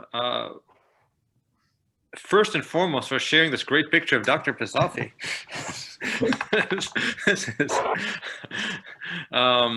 Where did you find that, Adam? Oh, I have my resources. It's the internet, I'm telling you. Yep. I have a question. Wow. Yeah. So I was wondering, since those exosomes excreted by the cancerous cells and they're being uptaken by the cells nearby the normal cells, why would those, do you know why those cells would uptake that? Like, would those cells know that those exosomes would be potentially harmful for them? Or like is there something that lets those exosomes be uptaken by those normal cells? I'm kind of thinking of it like a virus, kind of. I don't know if that's the best way. I see. Yeah, no, it's a really great question. Well, the thing is, exosomes are able to be uptaken by cells in a multitude of different processes of endocytosis, because there's a lot of different ways. There's like cell mediated or receptor mediated endocytosis. There's micropenocytosis. So there's a lot of different small little differences between the different ways that exosomes can kind of be harvested by cells. But I'm not too sure on the exact process of could another cell detect like almost kind of like a foreign, in a way, like a foreign pathogen, kind of like being able to recognize that this is like an exosome that could carry, you know, oncogenic proteins or oncogenic mRNA. That's a great question. I don't quite know the answer to. Okay, thank you.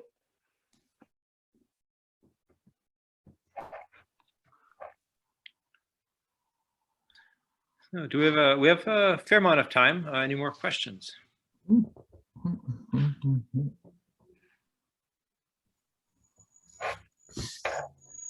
So I have a question for you, Adam. So I think it's really interesting how you saw that the metabolic rate is enhanced in the cells exposed to exosomes.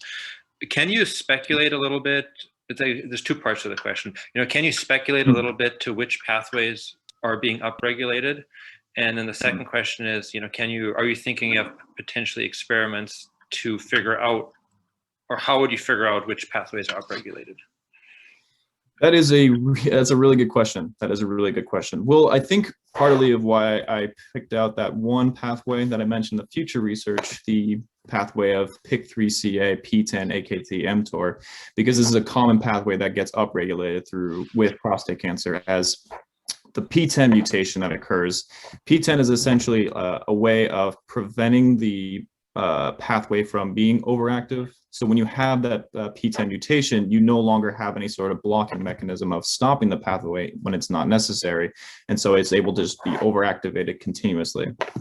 To actually be able to figure out what kind of proteins or what could be upregulated, kind of leading to this metabolic activity, that's an interesting question. I don't potentially know what could be, like what kind of technique could be used to isolate the pathway. But I guess in our case, what we wanted to do was to see what could be the protein that's like inside these exosomes that led to this uptick in metabolic activity. And in our case, it was unfortunately this sort of kind of like casting our line out into the water and just hoping we pick something up. But, you know, the proteins we chose, which were MYC1 and EGR1, we just didn't get a bite. So it's going to be, I guess, in a way, we'd have to do maybe a little bit of research to see potential pathways that might be upregulated, and then see if we can isolate them to exosomes that cause this. Or it could also just be a process of like a bit of a trial and error to see what could be leading to this. So I guess I'll ask a follow-up question. So you're talking about, so P10 would typically target what? Because presumably you'd probably, I mean, that might be a way to narrow down, right, the pathways, because you'd know what metabolic enzymes P10 would interact? Yeah, so P10 is actually like the blocking mechanism from from the phosphoinositol kinase 3, which is the PIK3CA. It sort of prevents that from actually phosphorylating AKT, which then can subsequently activate mTOR. So that P10 is kind of like blocking the PIK3 from being constitutively activated. So, and as I mentioned before, if you have a mutation, you no longer have that blocking mechanism, and so PIK3 can just continue to activate AKT over and over until you get overgrowth and essentially cancer. Well, thank you. So I think we have time for one more question.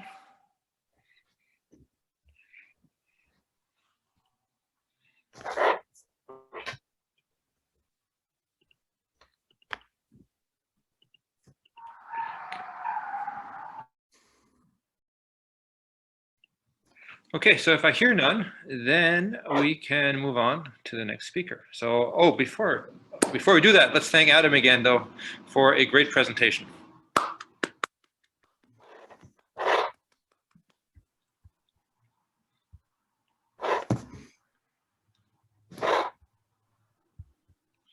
Okay, so our next speaker is Lauren Brewster. And so Lauren Brewster is a biochemistry major, and her minor is political science. So I'll ask her what is harder to understand, sort of the molecular biology and biochemistry of the cell, or the way people shape their political opinions. So I'm sort of go back and forth. I don't know which one's harder to understand. They're probably both pretty hard. Yeah, but in any case, I had her in a few classes. I had her in, I believe, biochemistry 1, as well as physical biochemistry, and she was always a pleasure to have in the class. And her goals are, or after graduation, actually, they're not goals, they're plans.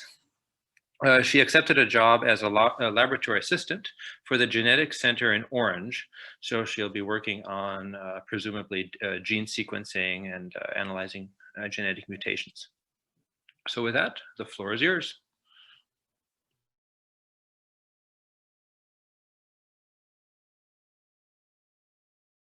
Can you see the screen?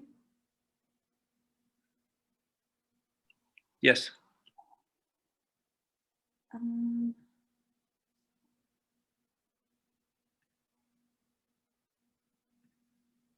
Okay. So good afternoon. My name is Lauren Brewster, and I do research with Dr. Basafi, and my project focuses on testing the potential docking of curcumin analogs to the progesterone and estrogen receptors. So breast cancer is a disease in which malignant cancer cells grow in breast tissue. It is one of the most common types of cancer and is the second most common cause of cancer mortality in women and within the United States. Treatment of this cancer is dependent on the hormone status on the surface of tumor cells where in the breast the cancer began to grow, and also if the cancer has metastasized to other parts of the body. In about 2/3 of cases, there is an overexpression of the estrogen and progesterone receptors. This is known as ER positive and PR positive breast cancer. And depending on what stage the cancer is in, the typical course of treatment includes surgery to remove cancerous tissue, and then adjuvant systemic therapies such as chemotherapy and endocrine therapy. And endocrine therapies work by either blocking the estrogen receptor, which is like in the drug tamoxifen, or it can also be by lowering estrogen levels. These kinds of drugs are known as aromatase inhibitors. However, one of the main obstacles when using endocrine therapies is the development of endocrine resistance, and then also the harsh side effects that come with using these drugs. So the estrogen receptor is a hormone transcription factor. There are two forms, estrogen receptor alpha and estrogen receptor beta, which is encoded by the genes ESR1 and ESR2 respectively. The main difference between the two is that estrogen receptor beta has a shorter amino acid terminal domain than ER alpha. And activation of the estrogen receptor comes when estradiol binds to the ligand binding domain of the receptor, resulting in dimerization. And then this dimer then migrates to the nucleus where it binds to the chromatin at specific DNA sequences known as estrogen response elements, where it mediates processes such as cell proliferation and cell growth. And similar to the estrogen receptor, the progesterone receptor is a hormonal transcription factor that, when activated, forms a dimer and translocates the nucleus where it binds to progesterone response elements. However, the progesterone receptor is encoded by just one gene, the PR gene, and exists as two isoforms, PRA and PRB. Now, what's interesting about the progesterone receptor is that its transcription is positively regulated by the estrogen receptor, which is why they are so closely related and tend to be overexpressed in breast cancer cells. So curcumin is a molecule that we study, and it is a natural product found in turmeric and has shown cytotoxicity against tumor cells as well as potent antioxidant activity. The curcumin analog 27, or CA27, is a synthesized diarylpentanoid analog of curcumin and contains two phenolic rings with each containing a hydroxyl group at the ortho position. And then these rings are linked by an alpha beta unsaturated ketone, which has properties as a Michaelis acceptor. This curcumin analog has shown an elevated anti-tumor and oxidant effect when compared to curcumin. Along with CA27, there are other curcumin analogs that feature the hydroxyl group in different positions on the phenolic rings, as well as CA27 without the Michaelis acceptors.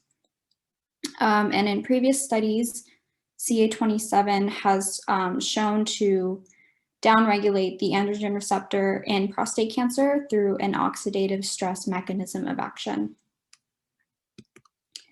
So knowing what we know about previous research with CA27 showing a binding affinity to the estrogen receptor and that it induces its downregulation, the objectives of this study were to determine whether CA27 also displays binding affinity to the estrogen receptor and to the progesterone receptor, as well as to conduct in silico structure activity relationship, or SAR studies, with analogs of CA27, where structure refers to the presence, absence, and/or orientation of chemical moieties and activity relating to binding activity.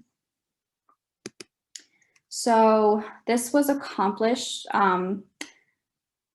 through ICM Pro, which was is a modeling software provided by MolSoft that is capable of performing various analyses of protein structures. In particular, it can identify ligand binding sites of any protein and study the potential docking of a ligand to the binding site using structure-based virtual ligand screening, which is an algorithm that docks a ligand to the database and evaluates the quality of the fit using a score function. A score function gives a good approximation of the binding free energy between a ligand and the receptor and is a function of different energy terms based on a force field. So the lower or more negative the ICM score, the more affinity the ligand has towards the receptor. And to perform a virtual ligand screening of the estrogen and progesterone receptors, three-dimensional structure models of ER alpha, ER beta, and PR with each receptor bound with its natural ligand were found using a PDB search and directly loaded into MolSoft ICM Pro.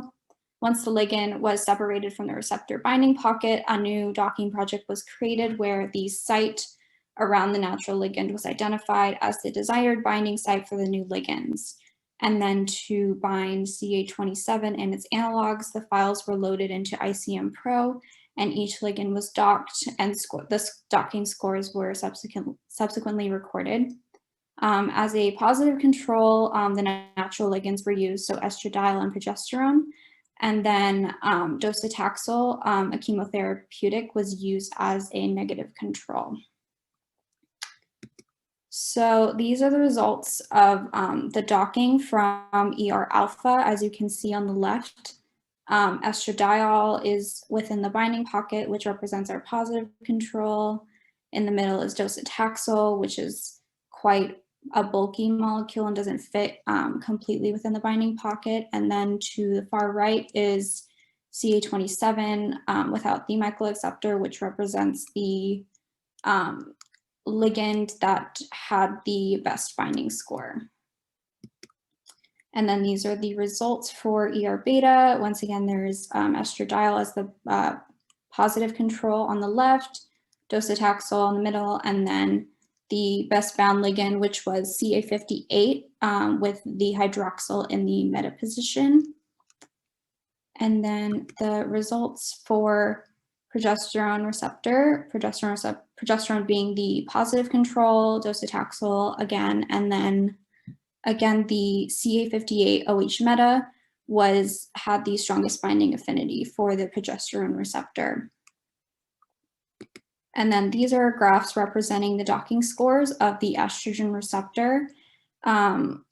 Based on these graphs, estradiol had the lowest docking score, followed by CA27 without the Michaelis receptor for ER beta, and then also CA58 OH meta for ER beta. And then all the CA27 analogs bound stronger to the estrogen receptor than curcumin. And then the results for the progesterone receptor, you can also see that CA58 and the OH meta was the strongest CA27 curcumin analog that bound to the receptor. So the conclusions were that we found that CA27 and its analogs showed strong affinity for estrogen receptor alpha, estrogen receptor beta, and the progesterone receptor. Analog 58, which was the meta-positioned hydroxyl groups on the arrow rings, had the highest affinity for estrogen receptor beta and progesterone receptor, while CA27, which was the orthopositioned hydroxyl groups on the arrow rings, but missing the Michaelis receptors, had the highest affinity for estrogen receptor alpha. CA27 and its analogs could also bind to the receptors and potentially induce their degradation based on previous knowledge, which could also represent a novel potential therapeutic modality against breast cancer. So for future directions, hopefully we can utilize biochemical and biophysical methods such as degradation protection and competitive binding fluorescence polarization assays to confirm or disprove the indicated binding affinity between CA27 and its analogs and the estrogen receptor and progesterone receptor. Independently, we can also do future studies to utilize in vitro cell models to determine whether CA27 and its orthologs are able to downregulate the expression of ER and PR. This will be followed by in vivo studies in mice to determine the anti-tumor activity of these compounds. And then I would also just like to thank CUE and Schmidt College of Science and Technology for providing research opportunities for undergraduate science students. And also I would like to thank Dr. Basafi for supporting me throughout this project. And that concludes my presentation, and I would be happy to accept questions. Right, so let's thank the speaker. And we have some time for questions.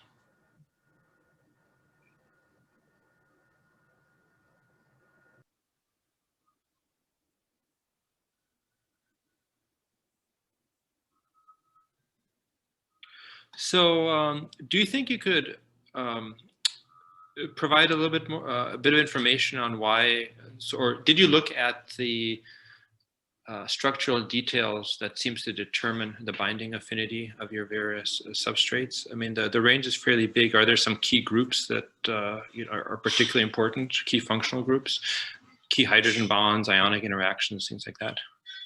Yeah, so like there's a lot of factors that go into like determining the binding energy. That was kind of the next step for getting into like looking into the interactions between the molecules and the binding pocket. We just didn't get around to like actually looking into that due to time.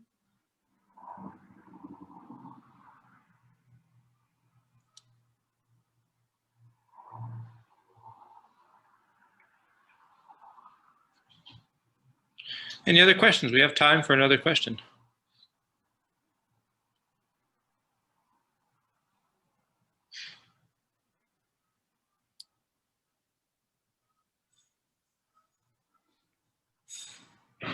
So I have another follow-up question. So what would a quote-unquote good binding affinity be? I mean, do you have some sort of target and say, you know, for this to be viable as a therapeutic, we need this type of binding affinity? What we kind of decided like what a good binding affinity would be is what we just compared it to its natural ligand. So for example, progesterone had a docking score of -42. So anything kind of close to that range would be like a good docking score. But what does that mean in terms of affinity? Because score is just it's just a number output by the program, and you could presumably correlate a score with a particular KD. Yeah, like it's just kind of like it just gives like an approximation of just kind of the free energy. So it's kind of based on like steric interactions and thermodynamic energy once like the ligand has bound to the receptor. I see.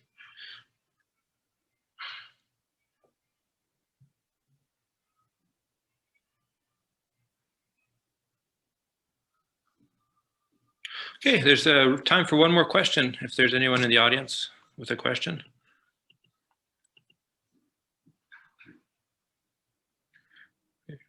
Well, if I hear none, let's thank the speaker one more time.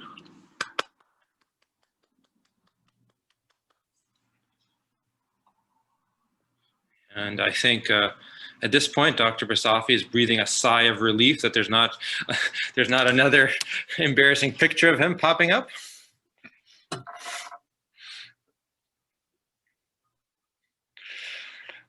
So we are at the final talk of this session, and it's let's see, yeah, we're right on schedule, so I think we can start.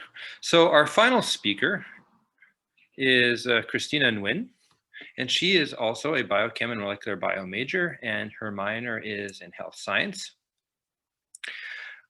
After graduation, she will work as a pharmacy technician to get some hands-on experience in pharmacy, but she says she's going to keep an open outlook on possible career goals, which I think is a great attitude to have, because you never know where your interests are going to take you.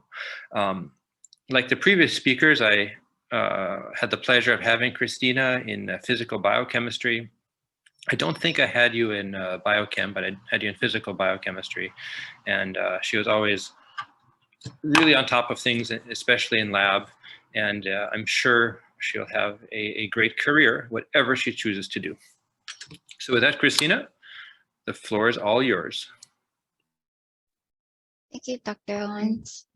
So today I'm presenting my project about the role of CD11C positive B cells in human health and autoimmune disease, in which I created a systematic literature review of the phenotypic and functional characteristics of CD11C positive B cells. And at this point, you may be wondering, what are CD11 positive B cells? And before we can answer that question, we have to start at the immune system. So as you may know, the immune system is a complex defensive system that protects us from foreign pathogens. It consists of innate, immune system, the first line of defense, and an adaptive immune system, the second line of defense. Within the innate immune system, pathogens must traverse the first barriers that are physical and chemical barriers, such as your skin and mucous membranes. And in the case that the pathogen do cross these barriers, then the body would induce an inflammatory response in which it would signal the immune system to defend itself. At this point, the pathogen would be met by an intercellular defense network that would consist of phagocytes, the complement system, and natural killer cells, to note a few. And the innate immune system is good at generating a fast-acting general immune response that is non-specific towards pathogens, while the adaptive immune system is slow-acting but highly specific. The adaptive immune system consists of humoral and cell-mediated immunity. Humoral immunity is mediated by B cells, which secrete antibodies for functions such as neutralization, opsonization, and complement activation. Cell-mediated immunity involves T cells that secrete cytokines, which are intercellular signaling molecules for cell differentiation and activation. So as this brief introduction into where B cells stand in the immune system, it is known that B cells play a critical role in immune protection through functions such as inflammatory response, in which they are able to secrete anti-inflammatory cytokines, have immunological memory, in which they are able to remember previously encountered pathogens, and have antigen presentation, in which they are able to present antigens to T cells to be activated, and antibody production as previously described. So if B cell dysfunction were to occur, for example, if B cells secreted antibodies that were directed towards self-antigens instead of pathogenic invaders, then this would lead to immune dysregulation, resulting in autoimmune disease. This is where CD11C positive B cells come in. Previous studies have found that CD11C positives are a unique B subset in which they express CD11C, that is a cell marker that is usually used to identify dendritic cells, which are other antigen presenting cells. These CD11C positive memory B cells have been implicated in several autoimmune diseases such as common immune variable deficiency, CVID, rheumatoid arthritis, RA, systemic lupus erythematosus, SLE, and multiple sclerosis, MS. So as a brief introduction, CVID is defined as an immunodeficiency and where your body is unable to generate functional antibodies. Although CVID is associated with infectious complications, it can also have non-infectious complications that could correlate to interstitial lung disease that affects 1 out of 25,000 individuals. RA is defined as chronic progressive inflammation of the joints, affecting 1 to 2% of the worldwide population. Then SLE, similar to RA, but it is multi-system chronic inflammation and tissue damage, affecting 40 out of 100,000 individuals globally. Then MS involves the deterioration of the myelin sheaths surrounding neurons, which affects about 1 million US individuals.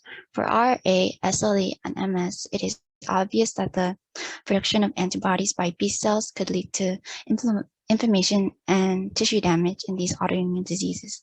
In relation to CD11C positive B cells, these autoimmune diseases most likely involve irregular B cell hyperactivation. In support of this, studies have found that CD11C positive B cells are at high expression levels in the major sites of the clinical manifestations of each respective autoimmune disease. So for CVID, that would be the lungs, RA, the joints, SLE, multi-system, which could be the skin or kidneys, and MS, the neurons. In contrast, CD11C positive B cells have also been found to be expressed in healthy individuals, but at lower expression levels in their peripheral blood. So in order to create my systematic literature review, which is a summary of the clinical findings, I searched for primary research articles on Chapman University's Leatherby Library's online database, and I put them through an inclusion and exclusion criteria to make sure that they were suitable towards my topic. The inclusion criteria made sure that the research involved an observational study investigating the phenotypic and functional characteristics of CD11 positive, CD11C positive B cells in the aforementioned autoimmune diseases compared to a healthy control. And the exclusion criteria is stated as a limitation to my study, in which I did not include research that I could not obtain on the database, and I also did not include animal research so that I could focus on human health in a clinical setting. So after checking these criteria off, I organized the articles according to their targeted autoimmune diseases for their evaluation on the phenotypic and functional characteristics of the CD11C positive B cells in each autoimmune disease. So what I found was that the general phenotype that was consistent within the CD11C positive B cells consisted of high expression of the B cell marker CD19, low expression of the BCR co-receptor CD21, and low expression of memory B cell marker CD27. In this figure, I wanted to highlight the importance of characterizing B cells because they don't exist as just one population. In reality, B cells go through different stages of development during immune regulation. In the stage that the B cells are in correlate to the different expression levels of the cell surface markers that they express and that they can be characterized by. So when comparing CD11C positive B cells to memory B cells are similar in which they have expression of CD19, but in opposite to CD11C positive cells, they have expression of the memory B cell marker CD27. In addition to these cell surface markers, CD11C positive B cells also have high expression of the inhibitory receptors against B cell R signaling, such as FcRl4 and FcRl5, and high expression of tissue homing and chemokine molecules CCR1 and CCR5. Functionally, these cells have been observed to fail to proliferate in response to BCR signaling. Instead, they are able to respond to toll-like stimulation that is involved in innate immunity. Additionally, it was found that these cells could proliferate and secrete antibodies in response to cytokines such as IL-2 and IL-10. These B cells, their failure to respond to BCR signaling is significant because typically B cells require T cell dependent mechanisms for their activation. Also, it is odd to see that these cells have cytokine responses to IL-2 and IL-10 because IL-2 is a cytokine involved in T cell differentiation, and IL-10 is an anti-inflammatory cytokine that at face level would not make any sense in an autoimmune disease setting. So future studies researching these cytokine responses would be needed to be investigated to fully explain the relation to autoimmune diseases. So in this slide, I'm depicting the phenotype of the CD11 positive B cells that lead to the pathogenesis of the respective autoimmune diseases, and I'll be highlighting their slight differences and similarities with each other. So for common variable immune deficiency, they have high expression of the activation markers CD97 FAS and CD86, and high expression of the pro-inflammatory cytokines CXCR3 and CXCR6. In addition, they have low expression of CD24, CD38, and IL4R. And they also have low expression of the cytokines that are necessary for trafficking to secondary lymphoid organ CXCR4, CXCR5, and CCR7. For rheumatoid arthritis, similar to CVID, they have similar activation markers, but also in addition to the inhibitor molecules mentioned previously, RA also has other inhibitor molecules such as CD22 and CD32B. And RA also has low expression of the chemokine receptors necessary for trafficking to secondary lymphoid organs like CVID. For systemic lupus erythematosus, it also has high expression of similar activation markers as in CVID and RA, and high expression of the pro-inflammatory chemokines like CVID. For multiple sclerosis, it was found that they had high expression of only one of the activation markers, CD86.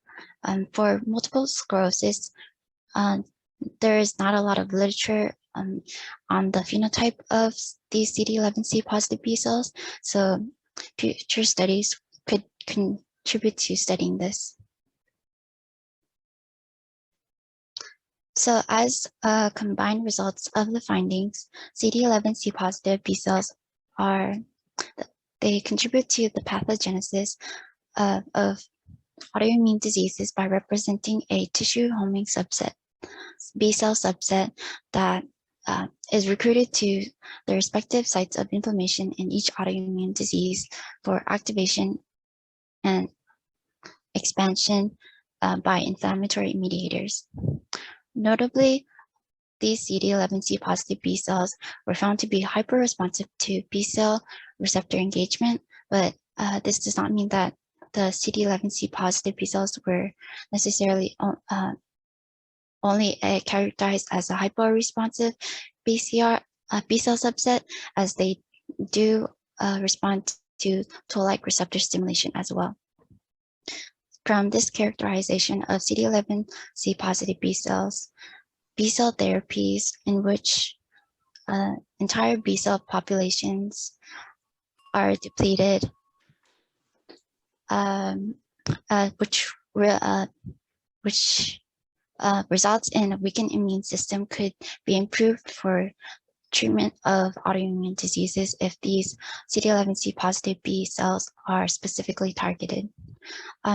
As of present, there is a knowledge gap in which explanations about their hyperresponsiveness to BCR signaling and their unique cytokine responses to IL-2 and IL-10 would need to be further investigated and could be in future studies.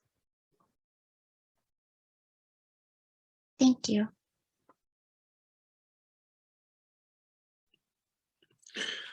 All right, let's thank Kristina for a wonderful presentation. I would like to thank Dr. Tatanchi, my faculty member as well. I mean, advisor. If there are any questions, then feel free to ask me. Yeah, so like always, feel free to just ask questions, or if you prefer, you can write them in the chat and I can read them out loud.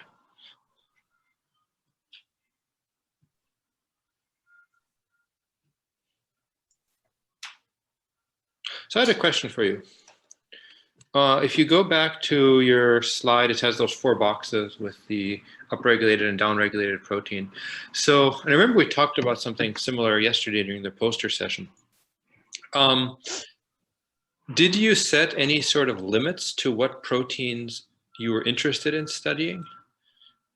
I mean, there are, I mean, I believe, I mean, my immunology is rather shaky, but right, there are many other cellular receptors and recognition proteins, right? And so what made you focus on this subset? This subset and T cell surface markers were focused on to see how they contribute to the pathogenesis of these autoimmune diseases. Like for the upregulation of the pro-inflammatory chemokines, they would contribute to inflammation in the autoimmune diseases. I mean, did you sort of limit the number of proteins you were planning on looking on, or are those just really the most, those are really the most important ones? In the literature, at least. For this question, I'm not necessarily sure they're the most important, as this B cell subset is considered novel, so there isn't a lot of research on it, but these were the notable ones that had a relationship to these autoimmune diseases, if that answers. It does, thank you. Any other questions? We have a few more minutes.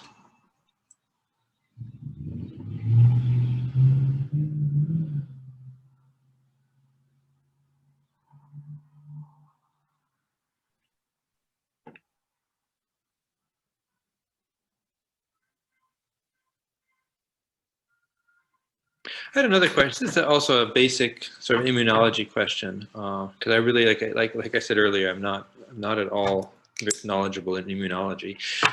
Does the expression pattern, the protein expression pattern of these inflammatory proteins, does it? Sorry, of these pro-inflammatory proteins, does it affect the viability or the sort of the lifespan of B cells at all? I mean, does it? Yeah, sorry, go ahead. Wait, so your question was, do these markers affect the lifespan of these specific subset? So I guess, so a B cell that is expressing these pro-inflammatory proteins, does it have any sort of majorly different characteristics compared to a quote unquote normal B cell? I mean, does it have a shorter lifespan? Does it have morphologically anything? Is anything different about it? So these CD11C positive B cells are actually categorized as memory B cells, and their difference to classical memory B cells would be that they're autoreactive clones in which there's not much research as why autoimmune diseases happen, but the main difference is that they're activated, but we don't know why.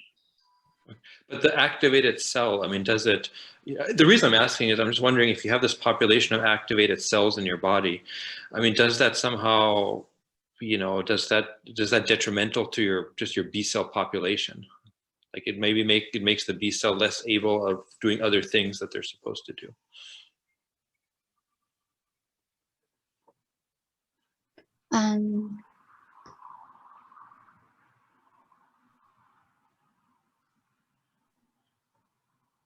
For these CD11C positive B cells, they exist as in the implicated autoimmune diseases.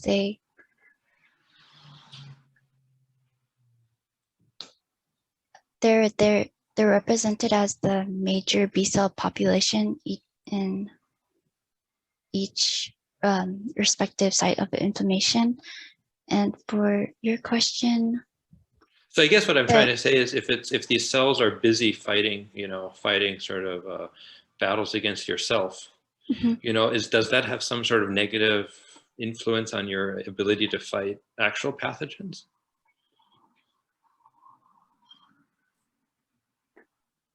I'm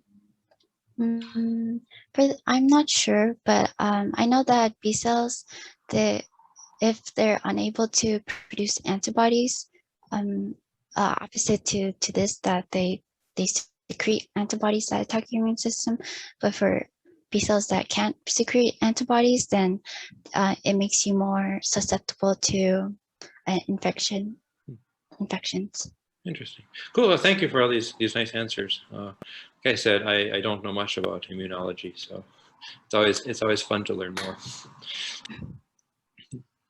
Well, with that, I think we should thank Kristina again. And also a round of applause to all our presenters this morning.